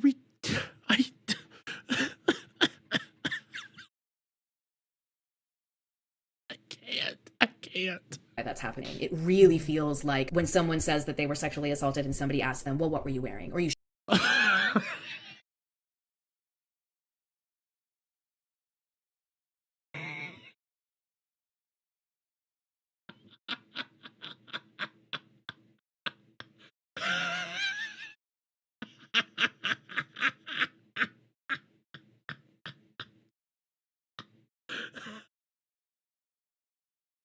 I can't believe this is a real thing. I can't. There's no way somebody's this retarded. There's zero ways. You shouldn't have had so much to drink. It just feels like your mere existence and the fact that you don't want to lay down and take it is why it's happening to you. And it's so upsetting and frustrating.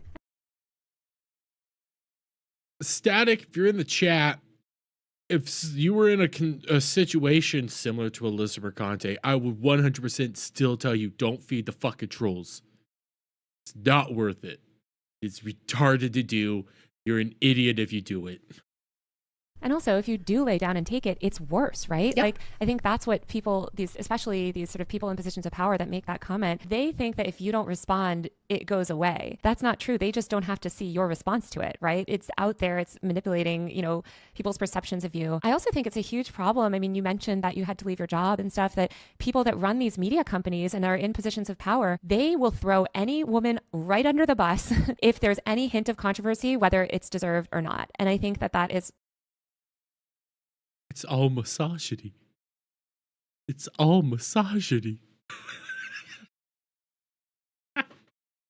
Oh my God. Holy shit. This can't be real.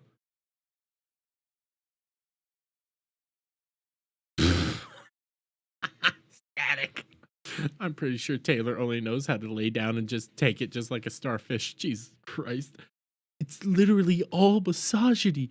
If you tell the woman not to do something for their own good, if you literally say, hey, stop it, it will make it go away. Tell the woman not to put her hand on the fucking burning stove.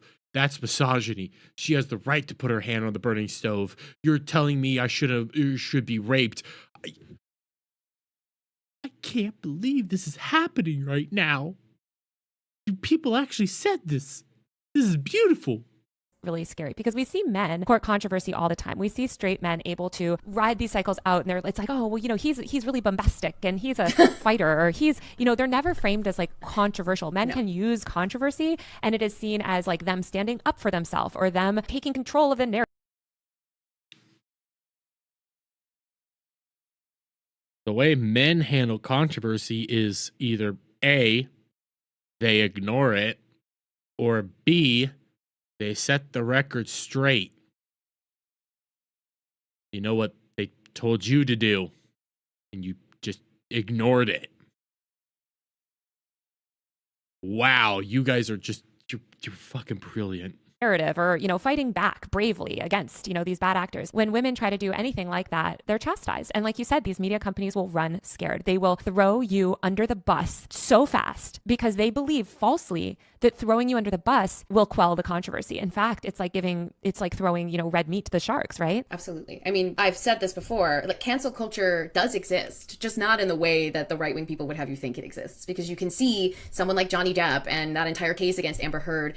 Oh no, it's going to ruin his career. Oh no, she's trying to cancel him. Well, who is still doing,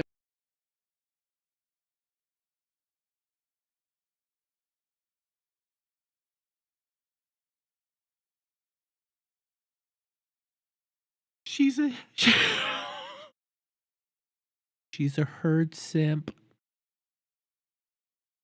If she says who's still doing stuff, well, the answer is Johnny, because Amber is infamous and everybody hates her.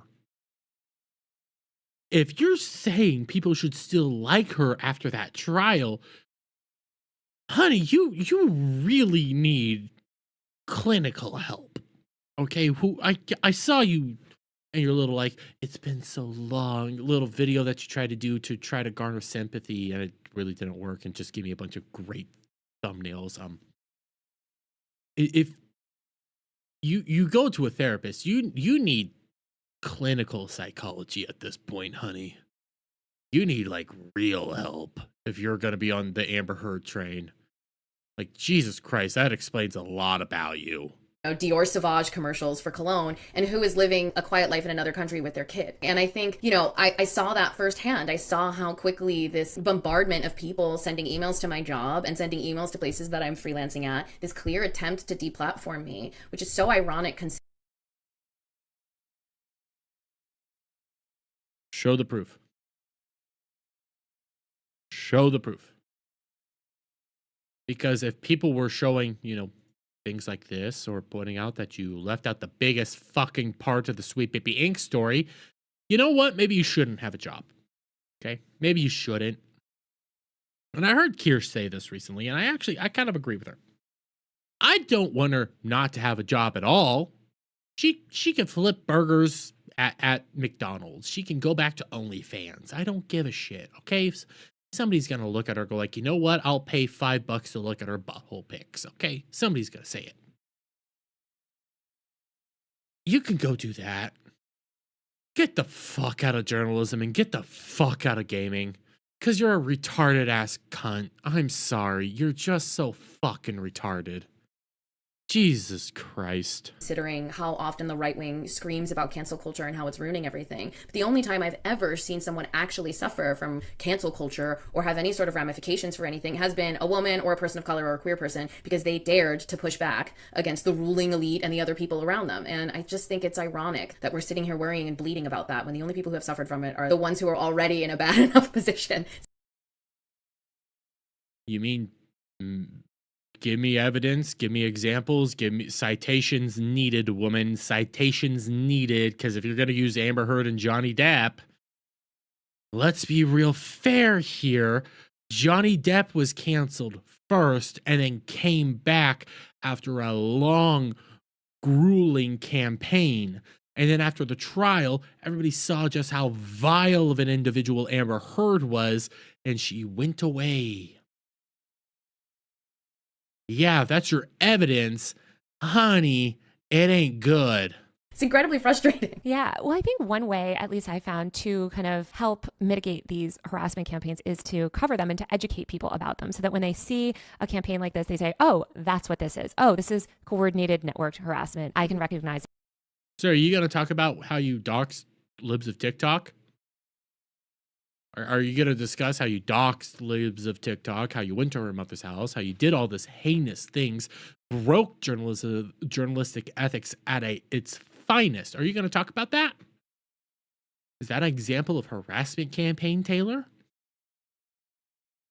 it for what it is instead of just saying, why is Alyssa so controversial or whatever. But I've noticed that the mainstream media, traditional media generally, doesn't cover these things. Like, you know, for someone like you, right? Like, where do you even go to get your story out? It's not like there are journalists in these traditional outlets that even talk about these massive campaigns that are happening online. Generally, the traditional media tends to ignore the internet, I think, unless they're writing about how like Among Us, you know, is a problem. That's the extent of the games journalism. How do you educate people about these campaigns? How can we educate the public on how to recognize coordinated, you know, smear campaigns? You're absolutely right. I spoke to the CBC, the Canadian Broadcasting Company, like immediately after my piece went live and the harassment started in March. It was an incredible interview. I was really proud of it. We talked.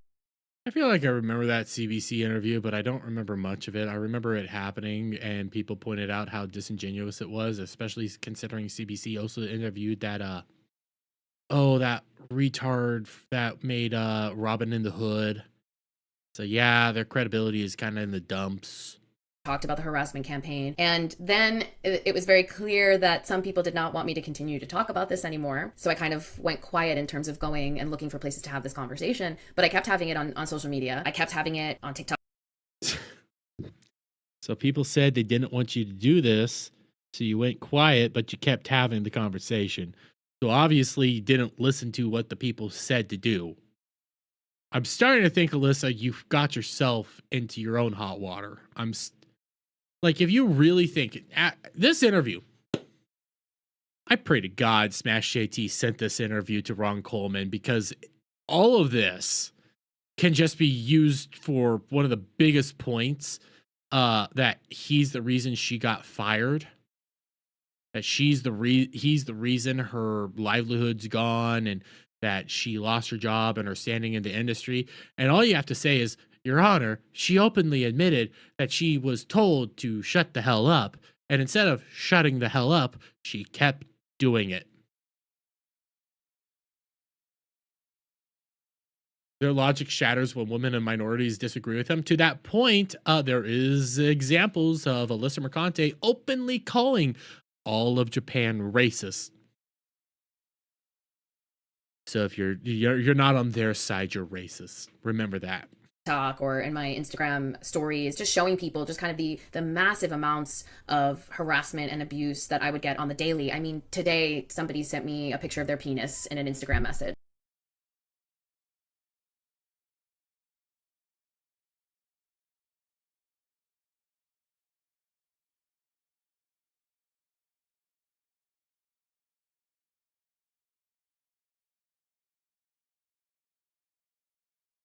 What I'm going to say,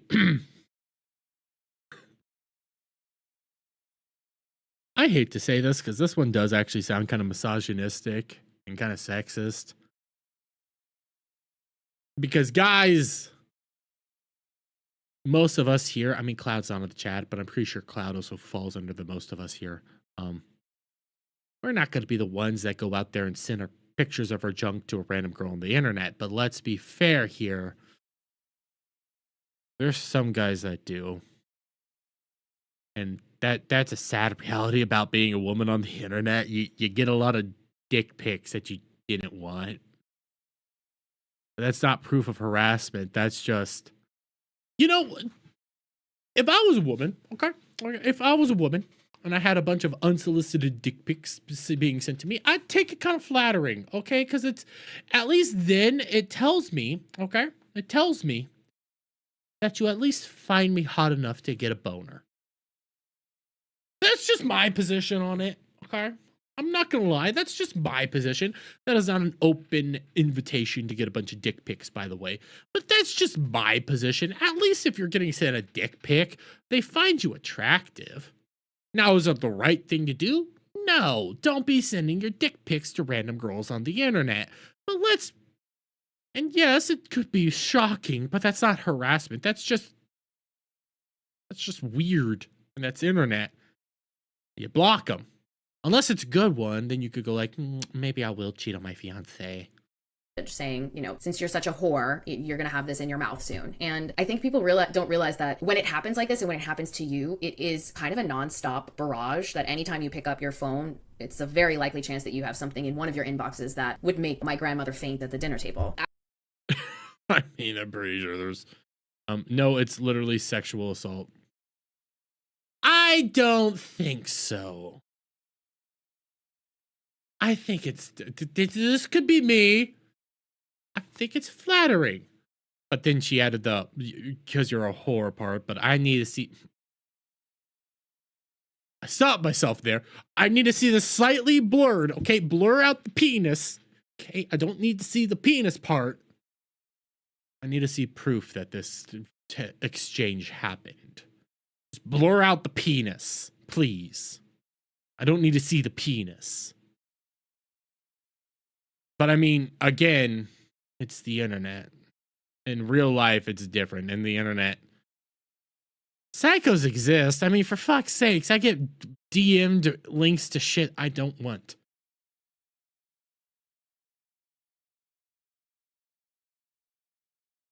I mean, there's an argument that it kind of is one. It kind of is sexual assault, but at the same time, it's not sexual assault because you don't have to open it up and you can block the person. So it's one of those weird areas on the internet that you're like, I don't even fucking know. I don't even know how to take this. How do you respond? The easiest way is usually just block them and say, if you send dick pics, I'm blocking you and I'll report you to the authorities. I don't think it like, maybe that's the best response. I don't know. I would love for traditional media to cover. Again, though, if I was a woman and I got sent a dick pic, I would at least think, hey, at least I get you hard. This more. I've seen actually a bunch of the content that you've posted. I think you posted a great TikTok recently, sort of documenting your emotions and going through this over the past year. You play that fucking TikTok, I'm going to strangle somebody in Minecraft. I will strangle the J Bear. I will fucking do it. The only good thing about that TikTok, because it was blatant manipulation. It was manipulation 101 with that TikTok. It was trying to get you to feel pain because nobody fucking does that. The only good thing about that thing was all the screenshots we got. Few months, and I feel like you've done a lot to raise awareness about this on your own channels. You're also pursuing legal action, which I think is something that most people don't do. Can you tell me about your lawsuit and how, your decision to pursue justice through that system? Yeah, I mean, the first time Gamergate happened in 2014. I should just pause it, but I just do want to point out this whole legal thing is going to blow up in her face and it's total BS. And she's going to have to probably pay out a lot of money, especially because this interview exists. The internet was such a foreign concept to most lawmakers, judges, attorneys, that most of the women who kind of raise these issues, even with their police departments, when they would call and say, hey, somebody's threatening to come to my house, the overall response would just be kind of one of confusion. What do you mean there's someone online is threatening you? They're not there in person, right? So you're fine, right? It's not an issue, right? On a legal end, it was very difficult to kind of nail down exactly what these people were doing that was illegal because there just weren't very many instances of lawsuits happening or proceedings going through that made it very clear that this kind of behavior was unacceptable. I swear to fucking God, if she brings up the Bungie interview, I'm going to be so annoyed. Or the Bungie lawsuit. I'm going to be fucking furious. That lawsuit wasn't the same thing that you're going through right now. Because if you try to say that that's the same fucking thing, night and day difference, buddy. And especially if you do want to sue somebody, if you're trying to utilize that lawsuit as precedent for anything, it's not against Smash JT. It's against the person doing the harassment. Smash JT has done none of those things to you. So quit trying to say that he has. Nut up, shut up. Oh, nut up and put out the evidence or shut the fuck up, bitch. That has changed somewhat in the last 10 years. It's gotten a little off topic, but True Pop is playing Rivals with Fractured right now. Well, okay, go play Rivals with them. Little bit easier to pinpoint illegality on the internet in the obvious ways of death threats and things like that. I kind of agree with you in some of these points, just dealing with my own harassment. Like, sure, police understand the concept of the internet. What was Taylor's harassment? I don't even remember her harassment. I literally don't. I don't remember what her harassment was. Was it the doxing? Was that good? I don't.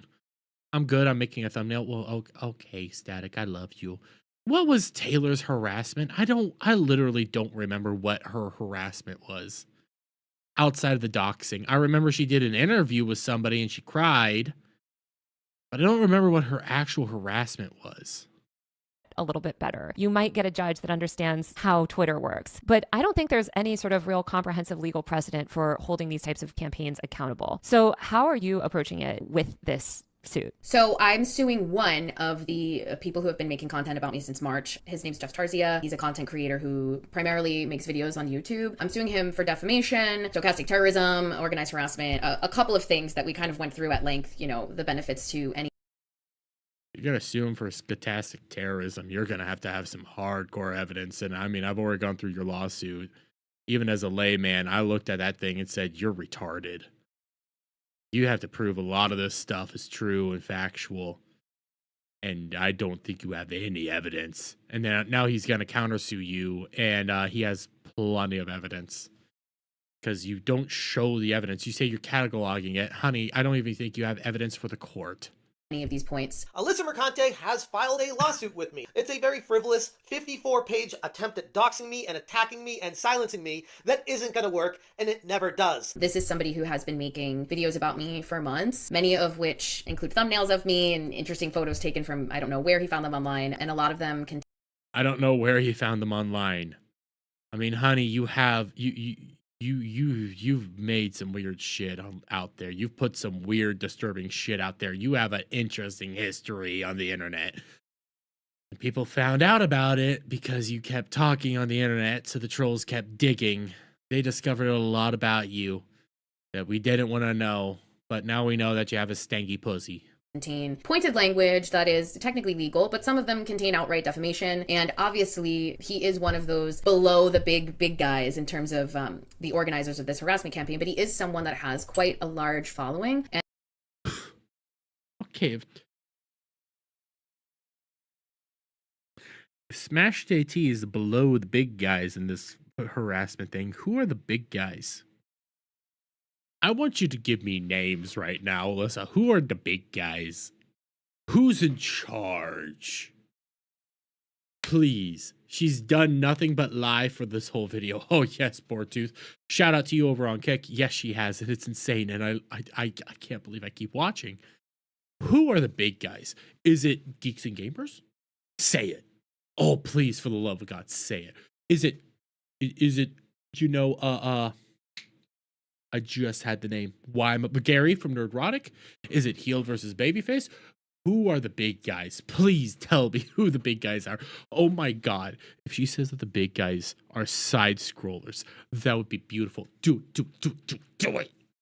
And a lot of the people who have seen the videos he's made about me have echoed the things that he said about me in my DMs and elsewhere. And it's just been very clear that there has been a lot of slandering of my name and my character and my ability as a journalist. And so for me and my legal team, it was the best case scenario of who we should try to have some modicum of a consequence for. There is clear. I can't wait. I know it's a civil suit. But my God, I fucking want this thing to be televised now. Please just televise it. Ron Coleman's gonna eat you for breakfast, but televise it. It would be hilarious to watch this get televised. I want it televised so badly. Please, please, please do it.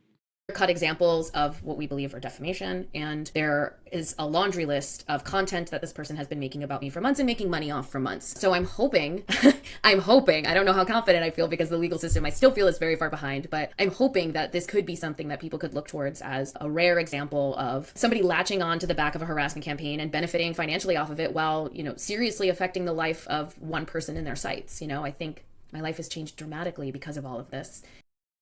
Why? We go back to the feeding the trolls point, okay? We go back to that initial point that she brought up. What would have happened if you just didn't feed the trolls? Smash JT probably would have... I would say Smash JT probably would have still cataloged all your Kotaku articles. He probably would have noticed some of the things that you've done in life. But for the most part, honestly, Alyssa, people wouldn't still be talking about you to this very day. But you thought, or here's the reality. You thought you will take this opportunity with the Sweet Baby Inc. article, with everything like that, and utilize that to propel yourself within the industry itself. It would give you a name. It would make you persona non grata. Well, I don't know if that's the correct thing, but you were wanting it to make you famous. You were wanting it to do this because you loved the spotlight. You loved being the center of attention. It's pretty clear to see that. That was your sole goal and your sole reason for doing any of this. And now you're seeing the ramifications of it. You lost your job at Kotaku, whether you got fired or whether you left. You no longer there. You are struggling financially. You're trying to make a name for yourself over on Twitch. It's not working. You're trying to make yourself known over on YouTube. It's not working. Why do you keep thinking that this is a smart idea? Why do you keep trying to do this? It's not working. It's a financial disaster for you. Why do you keep trying to do this? Because all signs point to you have done this to yourself. Feeding the trolls has led us to this point. People know way too much about you, and they're sick of you. If you just didn't respond, if you didn't engage, if you didn't feed the trolls, if you didn't go out on a fucking live stream and challenge the internet to a fight, this would have never happened. But you brought it to yourself. That's it. You brought it to yourself. Go back to OnlyFans, you thought.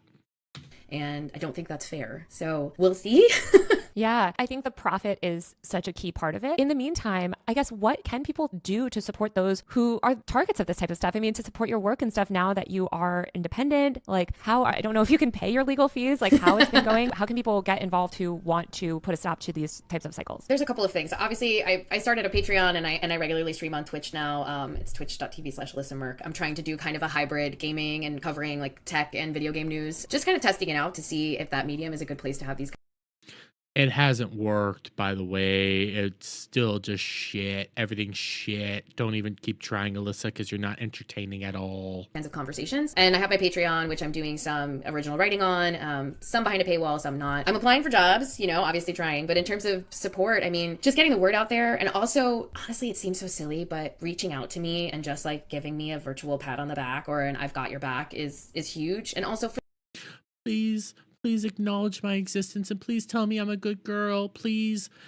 Shut up. For the larger people, the people who are not, you know, just us lowly journalists that are, you know, struggling to make rent in New York City or elsewhere, but the people who are leaders at these companies and leaders in these spaces, I think a little bit more vocal support for not just me, but the other people who are facing harassment, I think would be huge. Again, that vacuum of not saying anything leaves a lot of space for people to continue to pile on. And also, I would say, if you come across something that is so blatantly violating terms of service, at least give it a report. Sometimes it works, sometimes it doesn't, but it's better than just me feeling like I'm constantly monitoring my own harassment, which gets exhausting. Well, it's traumatizing, right? I mean, you're forced to, because I hate this idea as well, where it's like, well, just don't read it or whatever. For your own safety, you do need to read what people are saying. Again,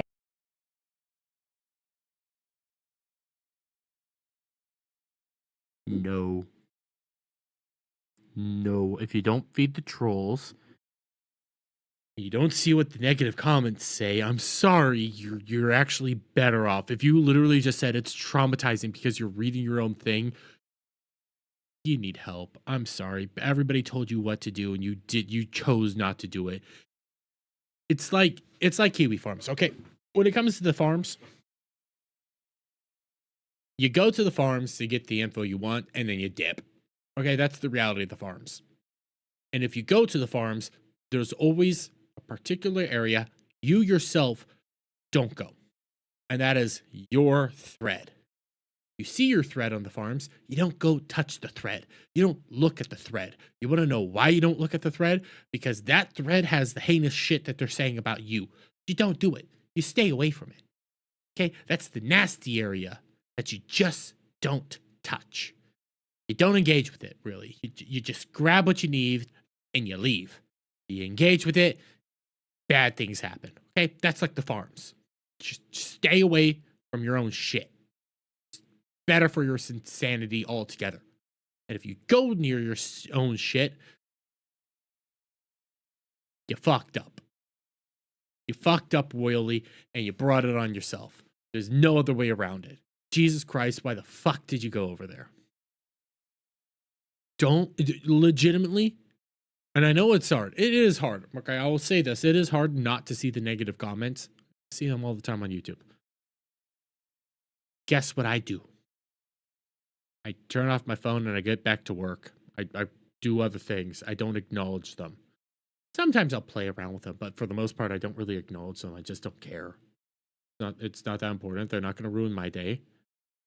So yeah, don't look up what they're saying. Just rule of thumb, don't. Again, Absolutely. to report threats, to escalate things. Like, and there is no service that can just go in, and I've always wanted something like this, just like monitor all of your mentions, right? Like, so they want bully hunter. They want bully hunter. Celebrities have, I guess, and like deal with things and escalate things. So you manually have to read the most vicious stuff about you. I mean, I think it would lead any normal person to have severe PTSD and trauma. Sometimes you think that you're okay, and then you just kind of have like a moment where either you're just so tired that you break down, or for me, I would just read these things all day, and almost like a car crash obsession at a certain point where I was like, wow, this can't get any worse, right? It can't get any worse, right? She read her own thread on Kiwi Farms.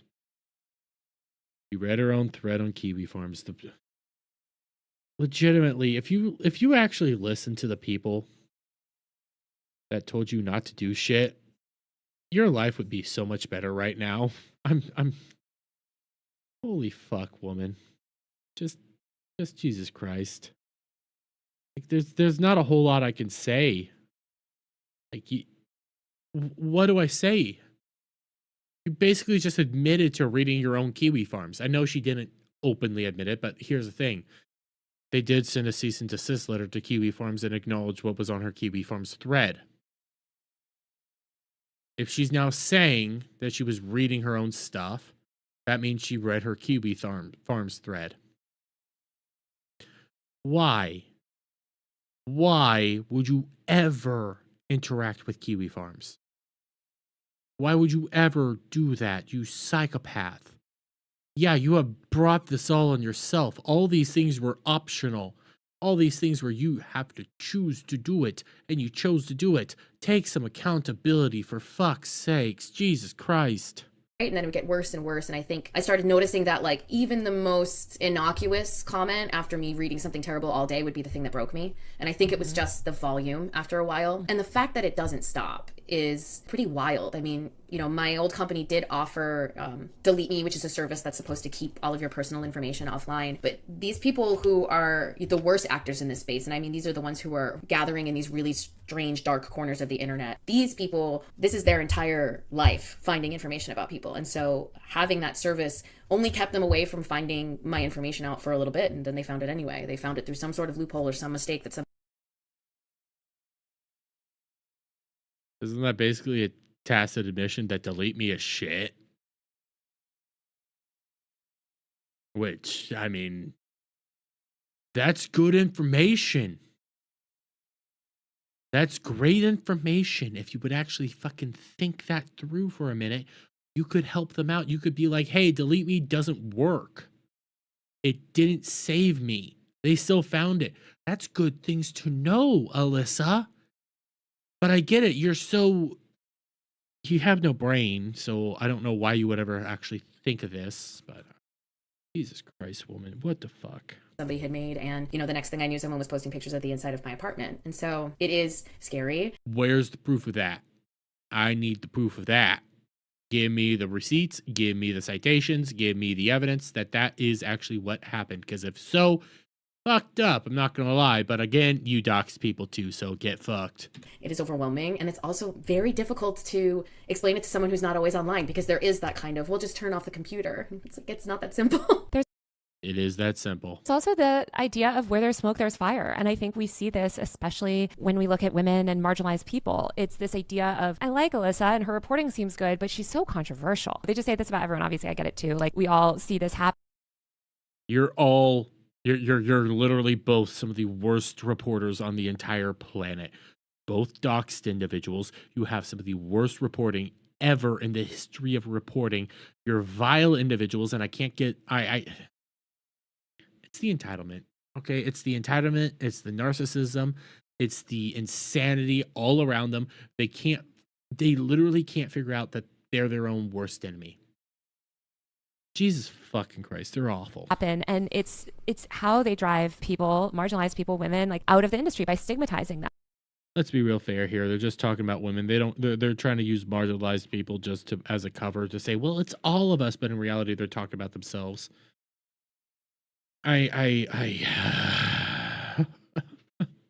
Why did I agree to do this? The Destiny shit's so much more fun for all the wrong reasons. Why did I agree to do this? I could be talking about Destiny right now. I'm gonna have to put Destiny off tomorrow. This is pain. This is torture. And if you respond, you're asking for it. And if you don't respond, you're just going to be steamrolled and absolutely put up no fight while your entire career is destroyed. And the narrative about all of this hard work that you've done for years is twisted. And well, you probably worked hard, but if you did shit jobs, then, well, people found out you're bad at your job and you shouldn't have your job in the first place. And you just become sort of known for your controversy, which is what they want, right? Because you are doing good journalism and they don't want you to know, they don't want you to be known for your journalism. They want you to be known as controversial because it makes. There's only 3 minutes left. There's only 3 minutes left. This is the min rubbing aspect. You're a good journalist. No, you're not. You're a shit journalist. But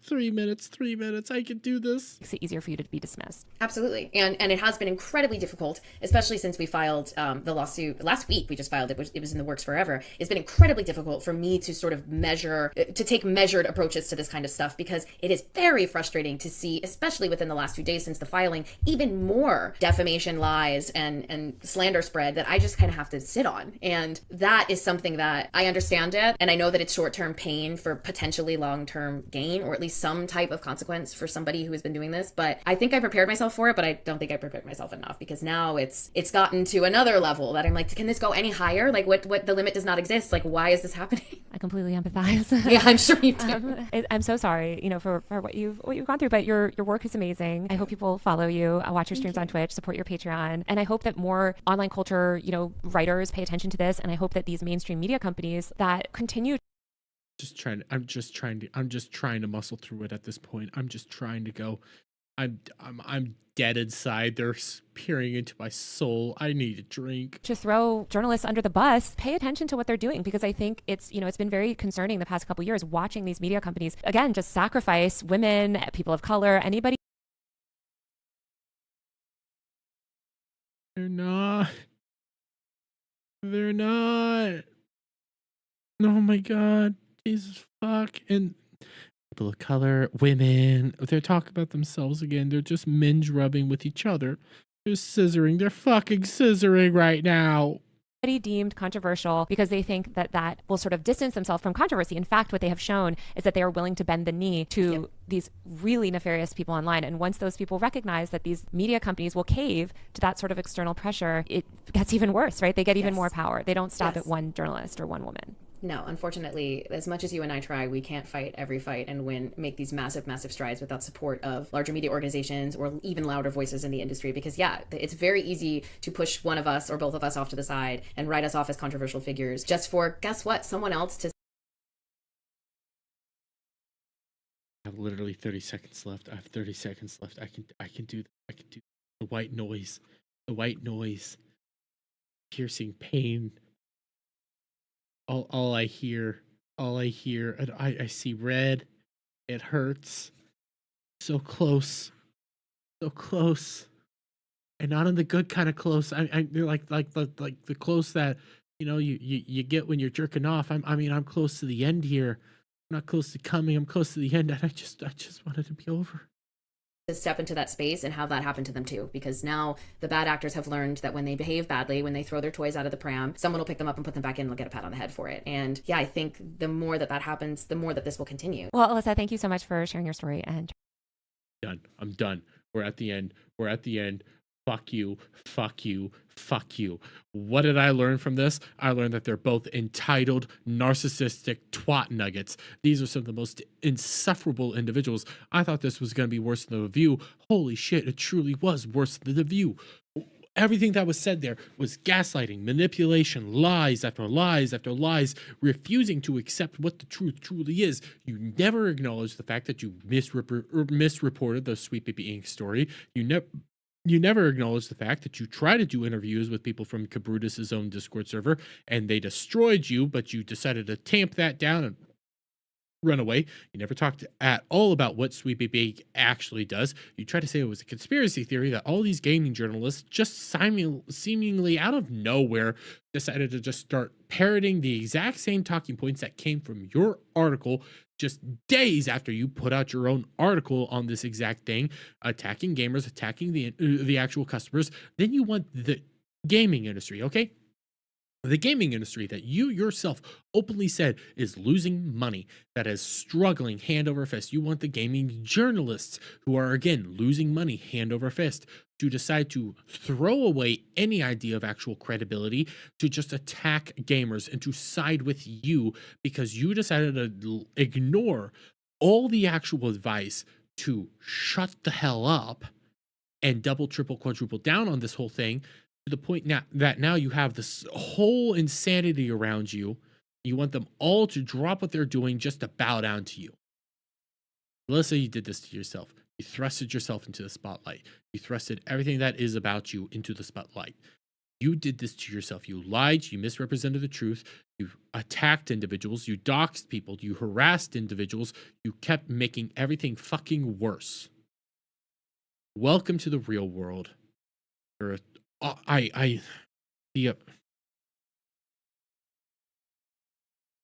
makes it worse? What makes it fucking worse right now is that she still thinks that this was a good idea. She thinks this interview was a good idea. The whole scissoring was a good idea. Everything about that was a good idea. And all I'm thinking is, God damn it, I need a goddamn drink. I didn't have a fucking drink through this whole thing. I'm dead inside. I'm dead, chat. I'm dead. I don't. Why did I do this to myself? Chat, why did I decide to do this? Why did I decide that this was a good idea? Why did I think that this was a good idea? Because it wasn't. It was a very bad idea. It hurts. It broke my soul, my spirit, and everything that makes me me. I wanted to talk about the fucking Destiny drama right now, but I had to watch this. All because of a dumb poll that Dom told me to do. Fuck Dom. I've lost all respect for him. Fuck him. And in all reality, I love him. But yes, I did want to try to go over the Destiny stuff, but I guess I will save that for tomorrow because the Destiny drama is insane. I have been covering this and, well, not covering this. I have been looking at this and, Destiny's fucked.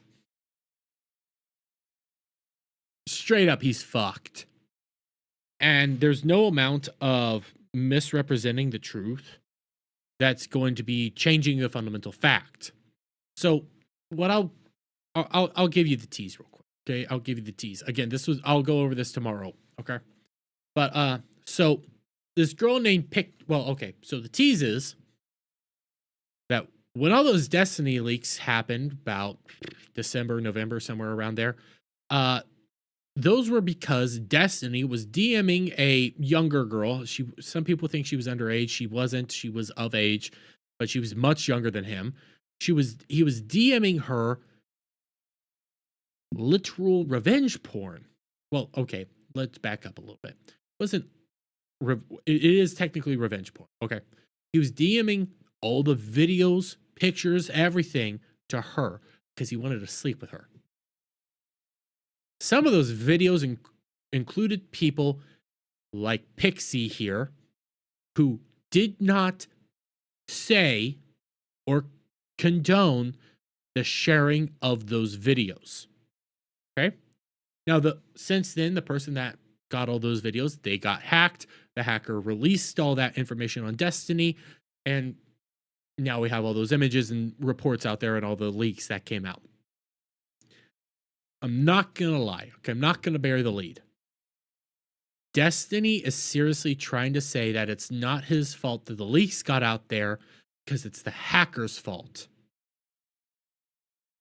The thing is, the hacker wouldn't have had those pictures if Destiny didn't send these pictures without consent to begin with.